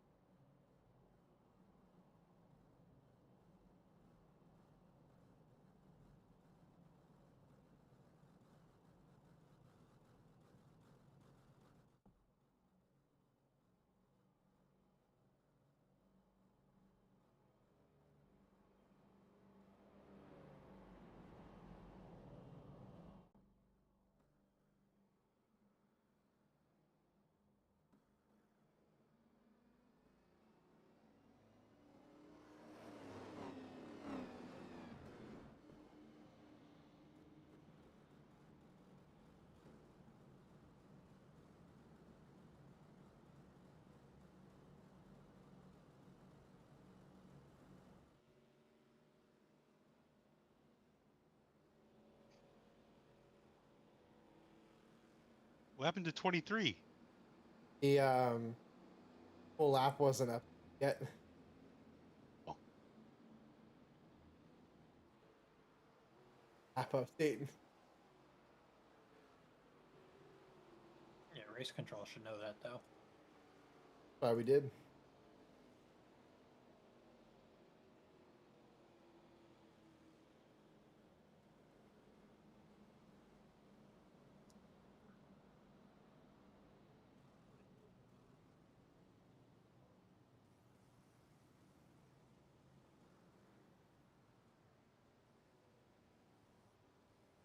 $42 cycle, majority of the lining up file. Remember to clear all once everyone's past the pace car. Yep. Have it typed out. 5 rows of double file. 5 rows of double file.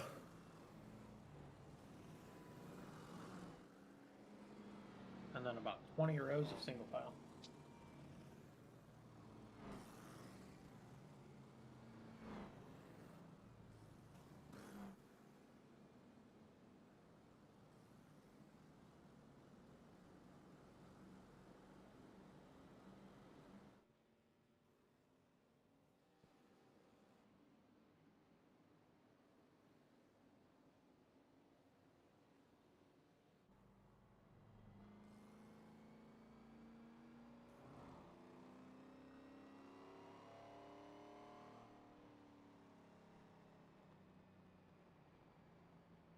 I love track.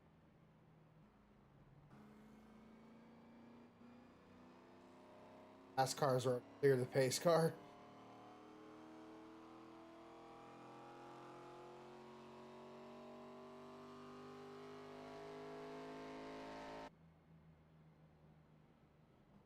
All right, we can beat to it.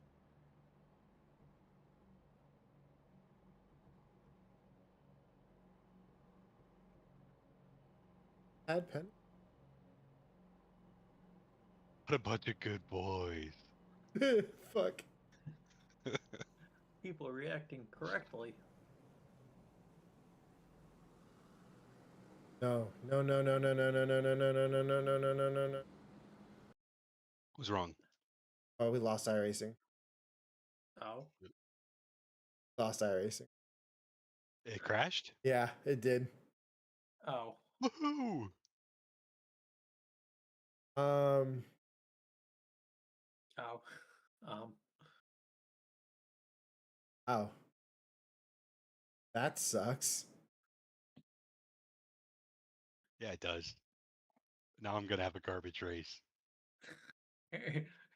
iRacing has lost its pocket.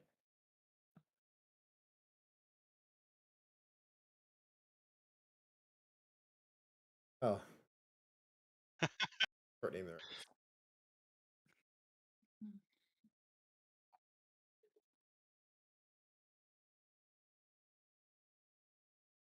That's important. What happens when everybody gets their wave around correctly? If one person would have had a black flag, it would have been fine. Ernesto, if you're here, do you know if iRacing has a crash log?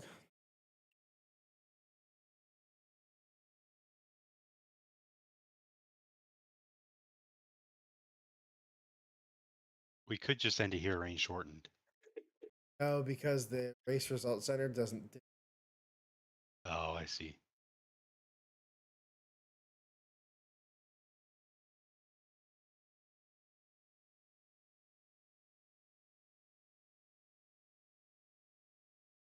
Man, Jay's gonna get robbed. Robbed. Highway robbery. Robbed. I think Aaron got robbed. I think we all got robbed. Did you make 100 laps? Oh.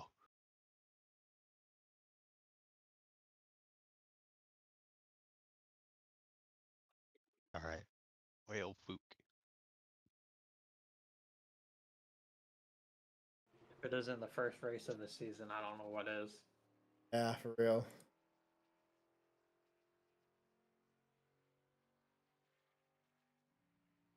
Can we talk real quick about the prediction of the 41 car leaving pit road?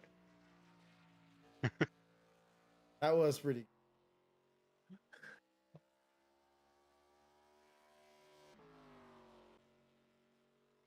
Love when we. Pure coincidence. I'm just gonna treat this as race restarting after halfway.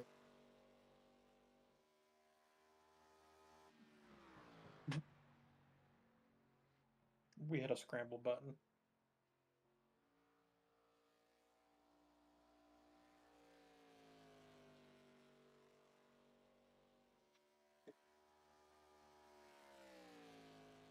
Found a log file, many log files.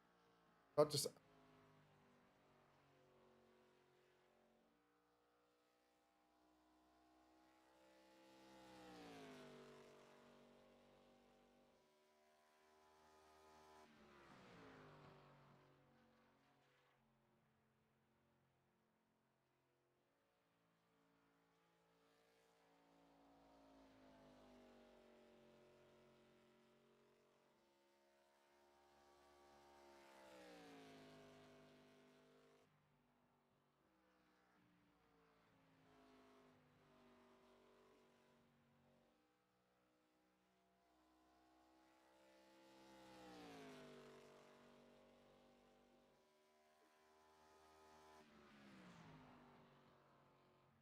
I think I found the crash report.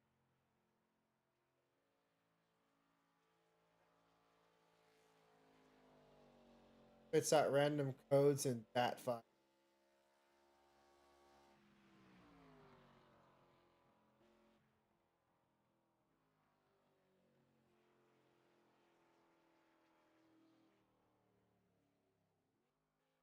Like it attaches it to current reset. Crashes again. I'll reopen this file.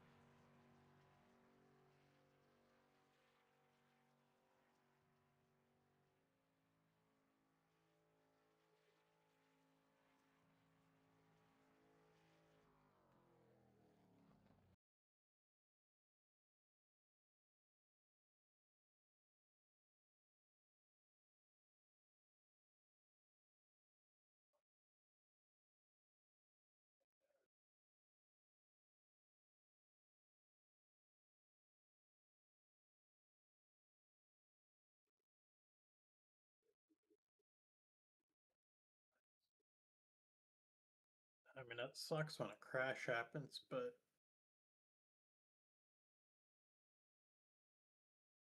at the same time, I'm not going to complain.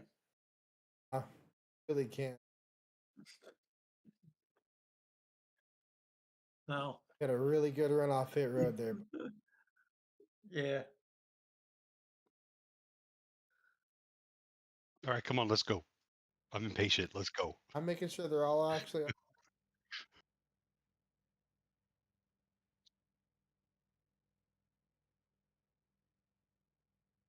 I I'm got gonna changing the red flag to green here, or it's yellow here. gonna end up totally boned by this on finishing order. Yeah. I mean, you came off pit road like 16th, 24th. 16th. I was 16th. So this Well, one, now you're like 24th. 24th, So you lost 8 spots. boned. Totally boned. I guess I'm a Jeff Cannon fan right now. You know who got you know who got the worst stick? Ryan Vargas got boned. Jay Langelier. Yes, that too, Jay, for sure. It should have been a race shortened Jay win. I Man. don't quite agree with that one, but okay. Hey Ernesto, not to make you do work. But to make you do work. Can you, if I send you both of the JSONs from this race, can you combine the practice and qualifying from the first one and add in the race results from this one so it's one file and it's on all the results? So you did have the Jason from the first one. You just don't have the race. Well, after it disconnected and reconnected to the sim, it then saved the file from the previous one. So that's got to be at least some data. I have it saved the qualifying data after the session ended. We are back to racing.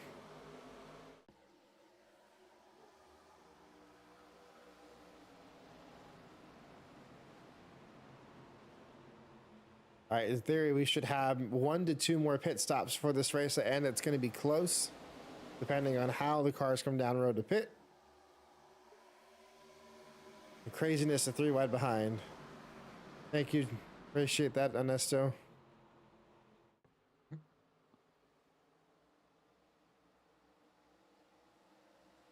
Getting some 3 wide action, several rows deep. Possibly 4 wide here soon. They keep it up. We're gonna go on board. Oh, The middle of this chaos. Big checkup on the outside lane there.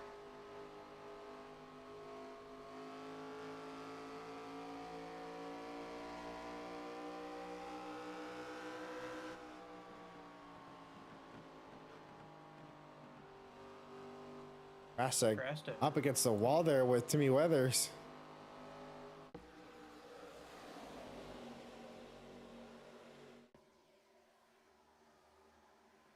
Big block there from Dakota. Straight to number 12.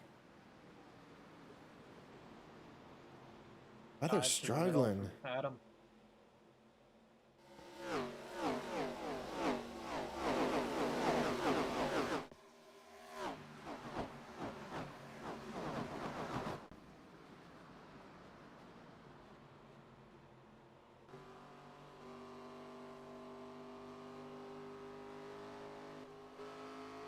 They're all fighting behind Brett Pritchard. They really are. Brett's just pulling away. It looks like Jeff finally got situated in P2. It's just Jeff isn't used to being up front. He doesn't know what to do. So Jeff Cannon, Walsh, and Citadino are still, well, they're about 3 wide again. Yeah, they were. Walsh, who just won the $1 million challenge, trying to sweep the weekend here. Up to the 4th spot. Last year's champion is up to 6th. Going for 5th. Gonna move on the inside of his friend Rob.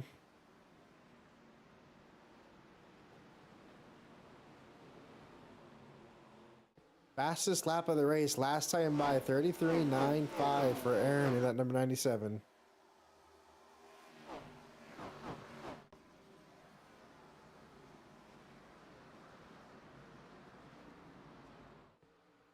Are staying strong.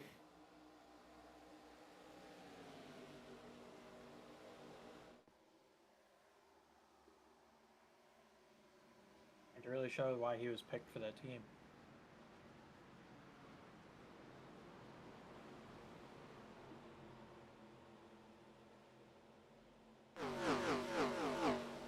So you're still 4 wide. I think I saw 4 wide for a second. Craziness back here in the back of the pack is 81 to Fullerton, holding the 51 down there. Oh, I thought the 19 was about to be in the wall again. I thought so too. Came very close. That 19 is all over the road.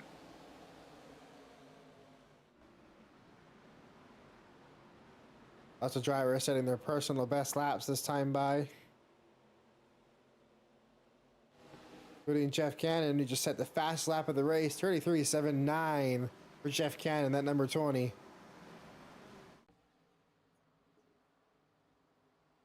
And Connor would be very, very disgruntled if Jeff Cannon were to win his first race outside of Gazoo Racing.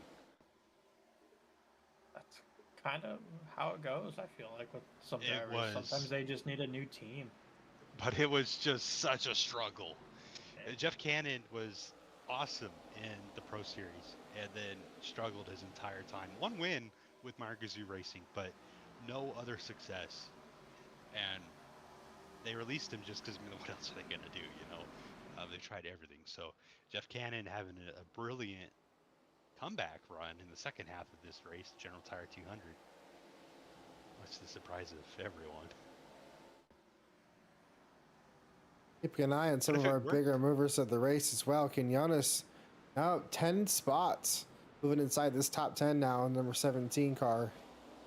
Yeah, Danny Q had a good run going for him in the first half of the race. Probably didn't really like his reshuffle spot, and he's just trying to make it come on back. Yeah, even after like the little shuffle up, he still finds himself just a couple positions behind that 97 car. If the pit crew can keep it up the way that they were running in that first half of the race, I think when they get to this cycled pit stop here, this might be actually a really good chance here for Dan.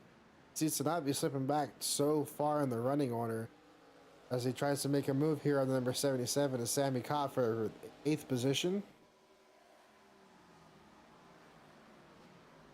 David Walsh just set the fastest time of the race, 33.77 for your prestige $1 million race winner. Yeah, the Toyota showing some good speed here. Yeah, they sure are. They got quite a few cars. They got about 3 in the top 10 at the moment.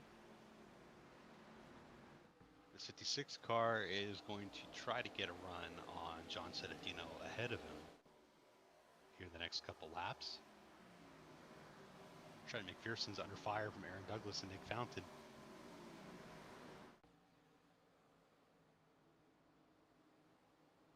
There's those two Toyotas catching up to that yellow Chevrolet. Nick Fountain making the move here on the 78 car. It'll allow Aaron to follow behind within the next lap or so. Most likely to see that inside line typically works, especially if they can side draft into corner entry. Seems to be the biggest way that a lot of these cars end up getting their passes made here at Homestead this year.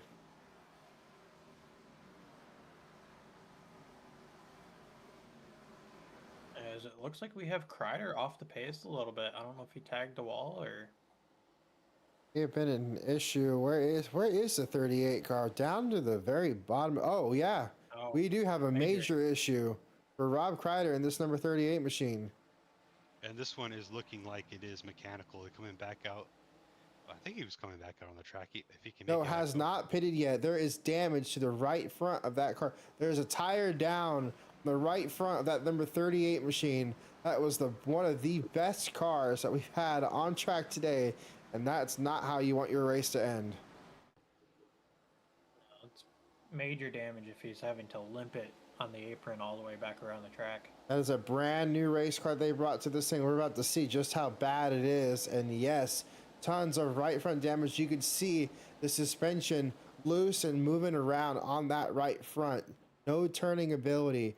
So that is some damaged suspension components there for that number 38 car. There's a new leader on track. Jeff Cannon has taken the lead. The RPM 20 from Brett Pritchard.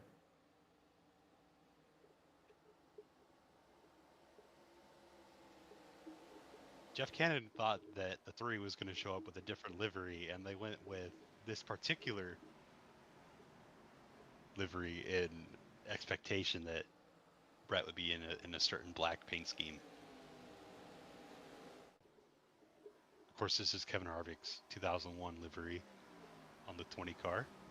Oh, hilariously enough, the car right behind him that he made the move on ran that livery.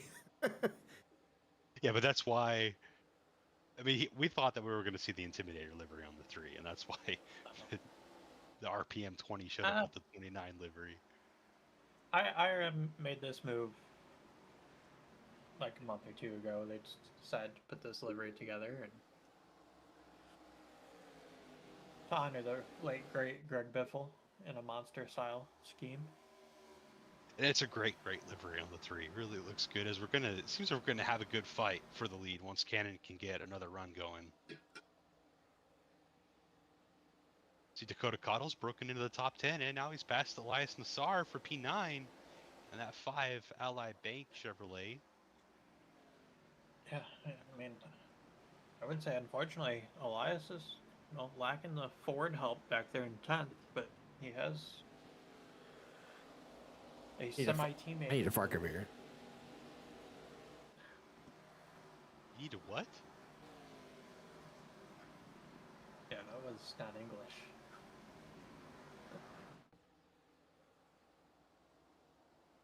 Did he say he doesn't give a FARCA? What did he mean by that? But I think we have pit stops, or David Walsh, at least. David Out Walsh could had a problem. go. I needed out could. David Walsh has an issue. Find the 56. I found the 56. Is this an issue or is it a scheduled pit stop that's just going to be that There's early? no way. There's no way he's As I pitting say, at P18, at lap 18. We'll see. Find out right now in the next couple seconds. That was a scheduled pit stop for the number That's a 56. Wow. That's That's a They must have had a early. problem. They would have caught a problem. they've and had to have We had a will tire going we down will or check something. in with Walsh Enterprises to see what was the issue there, if it was there or anything. But that looks like it was a scheduled pit stop. Figure out what's going on there from the championship caliber team here in a moment. Meanwhile, back up at the front, it's still the battle between Pritchard and Cannon. We should see the pit cycle begin to open up here in the next 5 or so laps. 24 was the earliest we saw. That came from Adam Douglas early in the race. See what ends up happening this time. Now, I do want to say it's possible for the 56 to make it all the way to the end from here. But man, I would not want to. I was gonna say, you're gonna be so off pace by the end of the. Oh, Jeff Cannon sending it on the inside. What a move there from the Estoil 20. He was quite a ways back. Brett's going to fight back on the outside. Side drafting off the quarter panel to get this run. Look at the move out of the two-time champion to retake the lead. Adam just made that stick. Yeah, he did. Yeah, He might be building some confidence in this 20 car. Not enough to No. clear. We know Brett likes to ride that outside. And We push it do. a little bit more than most. We have seen Brett purposely run at the top where there is no groove at all, and Aaron and some of the other racing series where they will purposely drive a groove into the outside line to make it work for them. Still not another car have came down. Now, Pit and we window are should be hearing it opening was a here soon. vibration being reported from the 56 driver. Was not happy with the tire, felt like it was going to come apart any lap soon, and did not want to be the caution, so they brought that car down pit road early, and now they are in survival mode. $1 million top just an 5 hour car. ago, and now they had a vibration. All it could be, one bad set of tires. Cannon's back to the lead out front, though, in that Honest Oil number 20 for Revolutions Per Motorsports. Keeping an eye on another car moving up. Daniel Quinones continuing to slowly pick away cars up to P7 now for the number 17 machine. I think he actually just got passed by Trenton. I think he was running P6. It's Dakota Cottle who's moving up. It's past Sammy Cobb. That's also true. The ally number 5. There's a couple cars right outside the top 10 that are moving up quietly too, and that's Adam Douglas and Dylan Hutchton. Let's move it up to the 12 spot now. Watching him make that move there on Weisbecker, who struggled in the opening portions of this race. Had some suspension issues early on. They're trying to do what they can to get a good finish.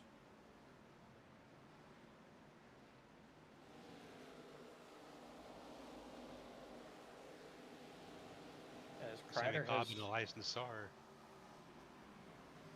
What's Kreider going on, getting Rob it figured Kreider? out. Kreider is entering back onto the track, trying to gain as many points as they can. That's good to see out of it, and it's such a shame. They had a really fast race car. I hope this doesn't put a damper in their confidence. They showed up. They had a really good strategy. They made that car run long on old tires and still have good momentum. I hope the number 38 team is able to recover from this race and come back strong. We go to our next intermediate. That is going to be a scary car, if anything, compared to the way that they had pace in that. Keep the chin up to Rob Kreider, and we'll see you at the next race.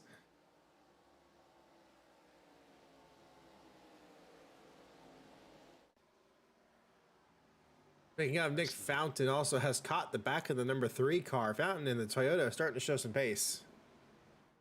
Yeah, Yeah, I'm almost thinking the 3 might have backed off to save a little bit of extra fuel once he got past, because yeah, the 39 has exploded here in the last 5 or 6 laps. And now he's gotten up into 3. He's got Brett Pritchard in his sights. Going to see if he can't click him off or not. Pit window is open. Pit window is officially open. So I look to start seeing crew chiefs bringing their race cars down for their scheduled pit stops. It's about that time in the race to start wanting to split the remaining portions of the race up. So we'll see what will end up being the call for these race teams.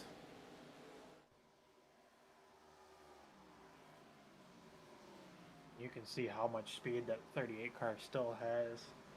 That's unfortunate. This is up here with pace to battle with what would be the top 3 drivers. So that's good to see that they're able to get that car repaired. That thing hasn't even been seen in the shop to fix any of the chassis mount positions or anything like that. That's just what they did on the fly here at the racetrack. That is still a very good car for Double Nickel 9. Personal best lap set there by the number 97 this late into the run. Aaron has some long run pace out of the Yahoo 97. He's looking like a Yahoo out there. You know, sometimes you got to be a Yahoo out. There's David Walsh not for position. 56 is just trying to show his muscle. The bad fast race car, just the unfortunate circumstance. Sure, they will have some words to say to the General Tire trailer after the race. Yeah, Yeah. If they could find a way to stretch it, I mean, it's going to be 42. Oh, some contact there between the 56 and 97. All right, into the quarter panel. No. Hey, let me by. I got fresh stuff. Why are you racing me? And I'm going to be like, I don't know. Yeah. Get around me. Seeing how Walsh is driving, that could have been part of his vibration. He could have just used up his stuff a little extra, being aggressive. That could be it too. Personal best time there set by Travis Dawson, close to the fastest time of the race. 33.85 for Travis Dawson in that Lucas Oil number 8 machine. Yeah, Lucas Oil jumped on board, and they're happy. They got Noon Racing. They want to come out. Their goal is top 20. Is that saying they're not going to aim for wins? No. They're in really good equipment to at least start the year. So we'll see how the season goes. Final portion of the race, 30 laps to go. Cars could be coming down at any time now. The 2.5 second lead to Jeff Cannon, who, by the way, just set the fastest lap of the race, 33.60 out of the Unesto RPM 20. That car is bad fast up at the front of the pack. He's getting his confidence up for sure in that number 20 machine. But now they set the fastest time, they're going to slow him down. Hey, we need fuel mileage here. I would too, honestly, because that thing already leading a majority. I think that's the second highest lap sled of the race. Just enjoy where that car currently is.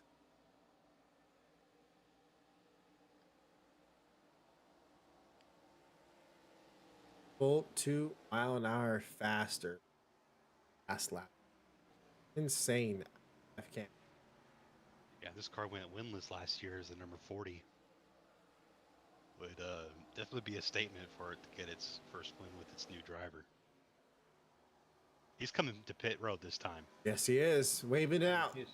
Hand out the window. Hand out the window. The leader is going to be the first to pit. See if other cars come down with him. Nope, Pritchard is going to stay out and lead a lap. And it looks like Travis Dawson in the Lucas Oil 8 and Eugene Hawk out of Benato Sport is also going to make his way down to pit road as well. So now the pressure is going to be on Brett Pritchard. How much further into the run does he want to go? Does he want to try the overcut? We saw it running really well. How much in the has first he half been of the saving race. over the last? The longest we saw a car go earlier was 42 laps, and that was out of Rob Kreider, the opening portion of this race. So it's still definitely possible to go another 10, 12 laps if they really, really wanted to. And it worked. It worked for Rob Kreider. It worked for several other cars to do the overcut, to stay out longer than the other cars. So is it going to be 1 lap? Is it going to be 5 laps? That's going to be up to the crew chief for Brett. what they end up deciding to do. He's going to have some pressure. I think the 39, no, the 39 thought about coming down, ended up not doing it. He's going to have some pressure out of Nick Fountain this time. Yeah, especially with Nick maybe teasing behind in the rearview mirror that he is coming down, maybe a little bit of a bait, try and get the three to come down. Yeah, we have DeLusso coming down this time. Looks to be on his own. 39 making the move on the 39. inside. This is for the lead. Into turns 3 and 4, the Gear Wrench Toyota is now out front. Nick Fountain for Supreme Motorsports.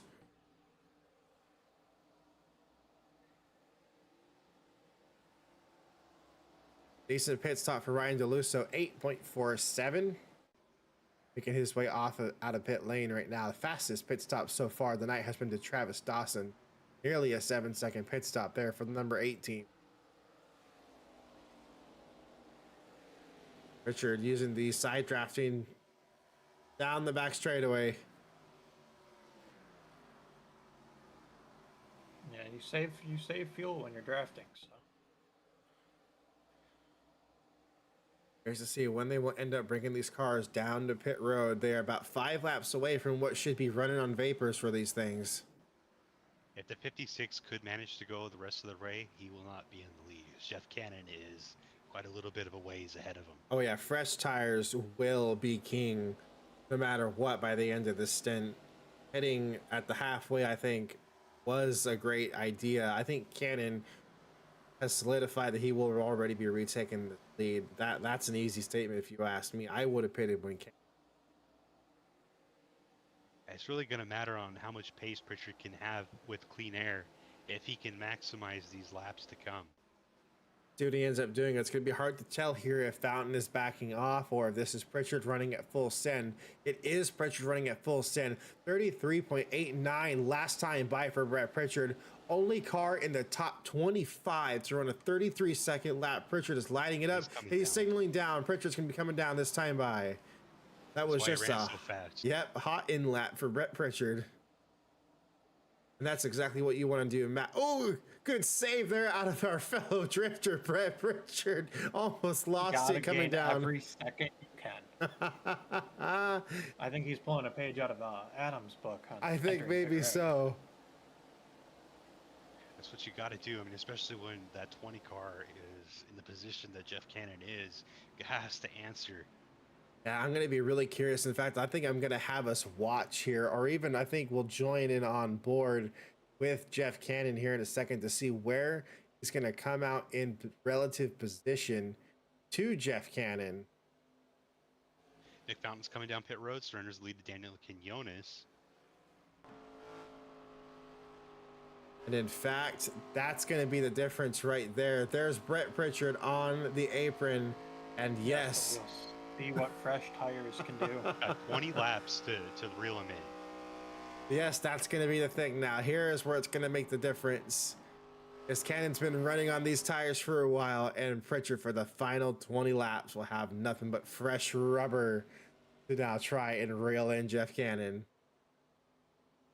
Seeing more cars come down pit road. Now we're starting to see busy pit road. So this is going to be a show between Brett Pritchard and Jeff. Caution is out on the raceway. Caution is out. Got an issue with Arthur Xavier? What's happened on the racetrack? Ryan Vargas also has an issue. Upside down. Because Ryan Vargas is upside down on the front stretch. Wow. And, there we go. Here's a much better view.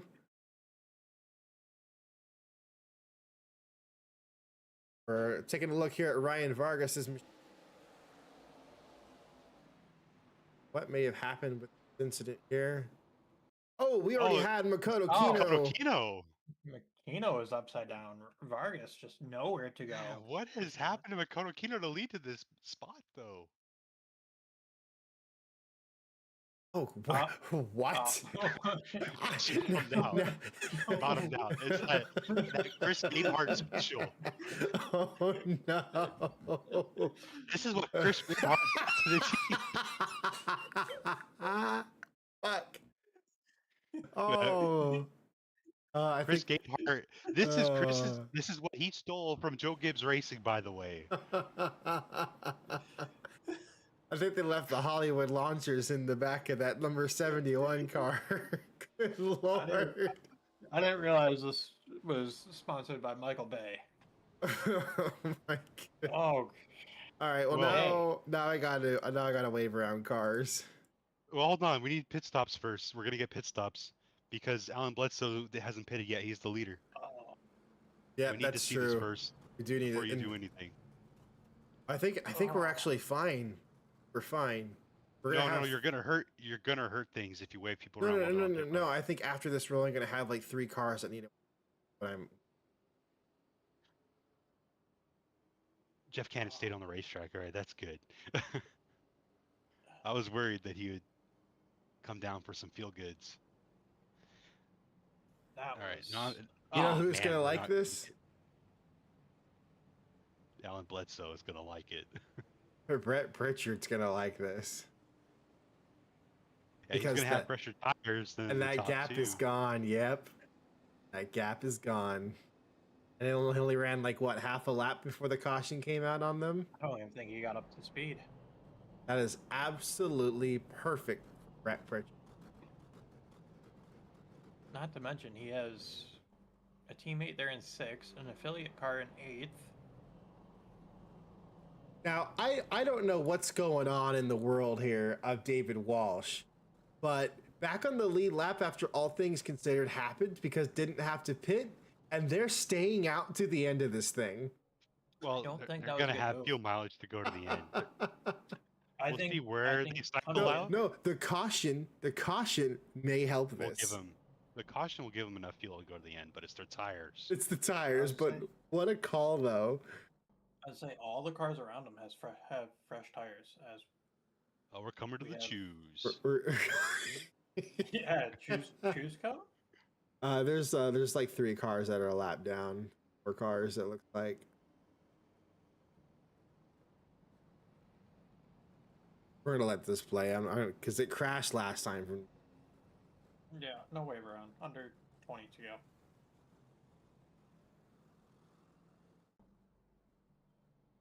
All right, bada bing, bada boom, bubbles, bubbles, bubbles. Here we go. bubbles. Knock on wood if you're with me.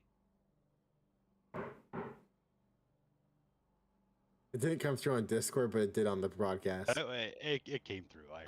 Okay, let's I go. don't know why you're with me though. I was gonna say I didn't knock on wood. I'm not with you. I am he wants bubbles, to- bubbles. That man over there is rooting for the 3. I am rooting for the 20. The whole point of the bubbles is for the 20. Oh, yeah, I am kind of We wanna rooting for the see- 3. We want to see Jeff Cannon go to victory lane, and so that can. Oh, the redemption. I- Bring the threat. The threat. I think we want to see the 3 go for number 3. Here we go. We're going to have 16 laps to see how it's going to go. Green flag is in the 15. General Tire 200 into the first corner. Peak there 3 wide from Citadino. Trying to make a peak there. What is the lane you want on a restart, though? You want the I don't bottom think for a anyone little know. bit. The outside doesn't really get going unless you're up at the very front. I Like think we're going to see a slicing Nick dice, Fountain not win bad. out of this, though. Fountain's going to be very strong in these final Oh, 15 big laps. send on the inside, though, for Brett Pritchard. Yeah, we saw Jeff Cannon fall to 4th on the opening restart of this race, but he was able to get back up to Brett. Brett's going to have a move on him into turn 1 here, though. Bro, we're going to see the tire disparity really be a large thing. What can David Walsh do on those old tires? Walsh makes a big move, though, to 20 and gets them out of 20 is shape. way That's for loose. 2nd place. Fresh tires are in 12th and 13th right now, Dawson and Douglas. I don't think they're going to have enough laps to make it up to the front. There we go. But they're Big gonna send be there the for the best 20. spot. Yeah, we'll see what they end up doing there. And Jonas as well with some of those freshest tires. Couple laps behind for the number 17 car. Big wiggle on a 29 car, catch up to the back of the 56. Yeah, I don't know if he had to jump on the brakes or what. Yeah, huge. Cannon's up front, though. They're side by side down the back straightaway. It's going to matter where Nick Fountain goes. He wants to help the 3 car, and that's going to hurt the 20. I was gonna say there is no manufacturer help up here. There is And none you at get all. Citadino and Cannon. How about Citadino ripping the top right now to go ahead and move up? It's the draft of the 39, new leader.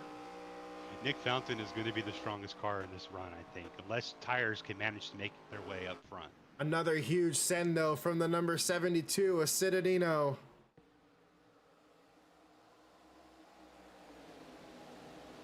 Going for the lead down the back straightaway. Dr. Pepper 72 out front for the first time tonight. It's a battle between a Ford, a Chevy, and a Toyota. Nick Fountain is all over that lane. How about Brad Hughes in 6th, moving up at the late stage of the race?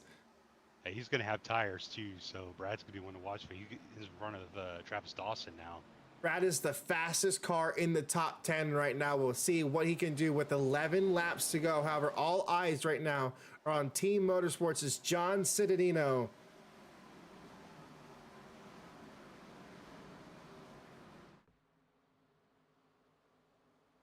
Richard still making the battles right now. They're all the way down to the bottom of the racetrack there for the number 39 car.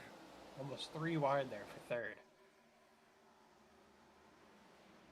Big block there And from he the wants to 20. do all he can to try to get it by the 3 car. He wants to have the run, but it's going to be difficult to pass Brett at this stage of the race. I need to say this as well for the stats. This is the 31st race of Citadino's career. Last year was his first full-time season. This driver, by the way, has never had a single top 5. It is in chance of getting his first win tonight. But Brett Pritchard with a huge head of steam, now 2/10 behind the 72 car. Yeah, we saw the flame before the corner entered coming out of the 72. We didn't see a flame come out of the 3. Lap time difference, Is it it was full 4/10. 4/10 of a second difference. How about the rival car? Connor in the Ghost Energy 29 has caught the Monster Energy 3. We got the battle of the drinks. Dr. Pepper, Monster, and Ghost. Now, Dr. Pepper owns Ghost Energy, so Brett's in a Dr. Pepper sandwich right now. 8 laps to go for John Citadino. I gotta hand it to Wall. She's kept control of this car with those enormously old tires.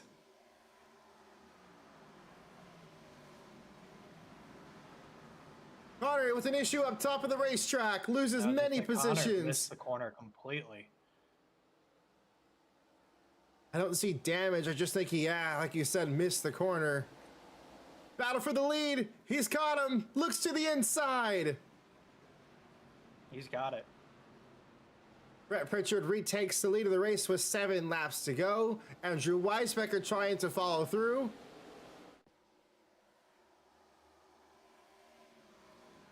Dr. Pepper, Monster, Ghost, and a Nest Oil, the best streaks. I was gonna say a Nest Oil is in there too. I don't know. Oh, got it. You know the best thing? Some safe light. Oh yeah, drink some Safe Light. Glass. You gotta eat the safe light before you wash it down with the other ones. Oh yes, yeah.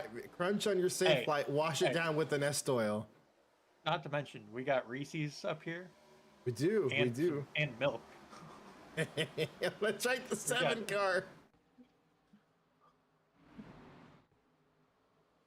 Oh, good Lord. All right.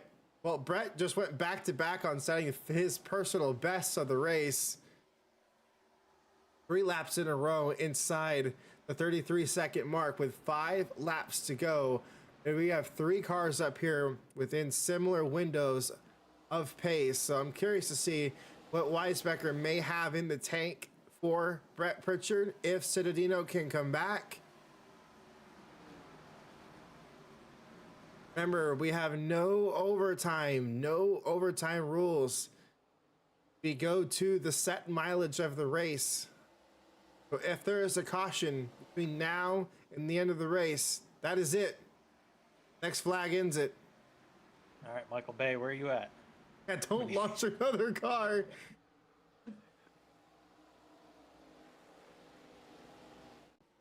How about this driver? Got a whole bunch of moving in the back of that top 10 though. Brett Pritchard off the back of a decent year, getting his first win since 2023 last year, where he had 2 wins in 23 and then was winless for several years before that. So in the modern era of FARCA, only 3 wins go to Brett Pritchard. Had one of the most consistent starts and finishes 2024 season, most notably one of the best qualifiers. Yeah, Had 5 pole positions. Under 10 average starting 8.4. 8. Yeah. And another good stat that he's going to love to see, only led 75 laps last season, and currently so far this race has led 30 with 2 more to go. So one race could be equaling nearly half of what he did in the previous year. 2 to go here for Brett Pritchard in iReal Motorsport. Who's catching 2 tenths, 10th and a half. Here for the end of the race, looking to the inside. Here comes Andrew Weisbecker from Supreme. Coming to the white flag.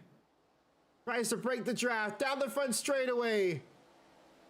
I wouldn't be able to tell you who won the race if that was the checkered flag. They're going to stay side by side in turns 1 and 2. This is going to be crucial. Brett needs to make sure that the 41 doesn't clear him off turn number 2. Weisbecker continues to break the draft. He needs to have a full send. The 0 has crashed. The 0 has crashed. We are still green at the moment. Bledsoe is also involved. Coming to the checkered flag, and it's going to be Andrew Weisbecker.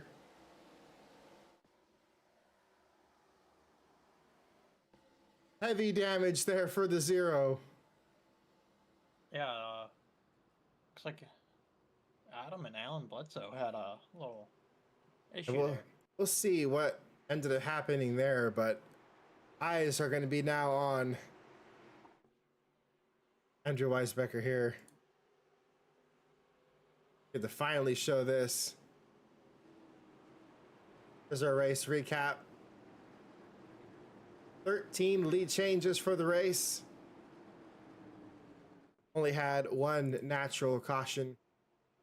And the second wreck that happened towards the end of this thing. I mean, some can call it a natural caution.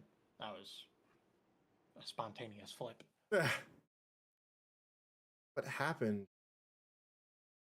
Adam and Bledsoe. Now, if Graziano's involved with this, I already know Adam's opinion of Graziano. Oh, it was with Caitlin. No.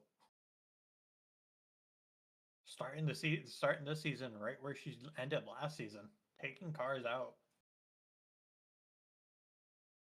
Out of the 24, I assume maybe it was just nowhere to go for the.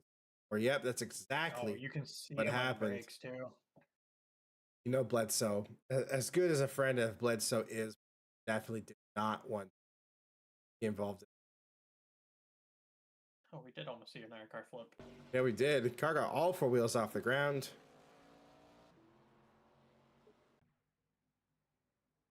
There. This.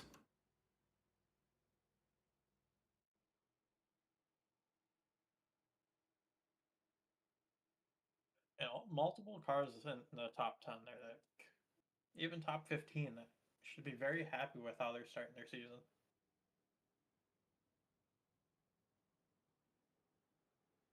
All right, so we have the full race results.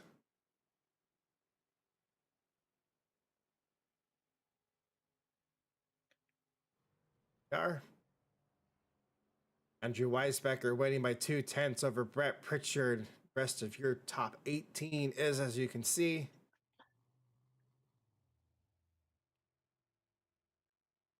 back half of the field. Ended up finishing with 29 cars there on the lead lap after 2 cars crashed after the stripe. Last lap wreck, number 92, Caitlin Muir. Adam Douglas, Alan Bledsoe, and Cody Erickson also involved. Of course, the issues from an earlier incident with Rob Kreider, Toto Kino, Ryan Vargas, Brandon Walter, who failed to qualify for the race. Preliminary points. These are unofficial. We have it back. No, we don't. Everybody has 0 points. It should. They added that in. Hey, that's cool. Here we go. Andrew Weisbecker leads. We finally have this back. Now, this doesn't have the qualifying point in it. I do got to make the adjustment for the correct car that got the pole position, and we'll make the race. Now, this should be working. Very happy to have it. Hopefully, this can stick for the rest of this. Well.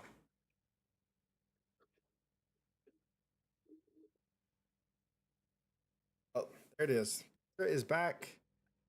And Homestead, once again, I think this is what, the 4th year in a row we've done Homestead, and it has not this. I think so. I think this is the first year we've had a Michael Bay flip, though. That was the first year of the Michael Bay flip. Something dramatic always happens at ice. Might have to call that the Kino kick. No. Now I've heard and seen it all. I mean, we've had the Brad over. Now we had the Brad over, the Kino kick. All right, well, that will conclude everything here. We got to do some work before this thing up on the main. Sorry, Ernest, to put you to work. Still have a couple weeks before we have any other series joining us, so look forward to seeing the Ernesto's series. We got a lot of new faces coming up. Drivers from all over the world will actually be joining in on the weekly series that we're seeing.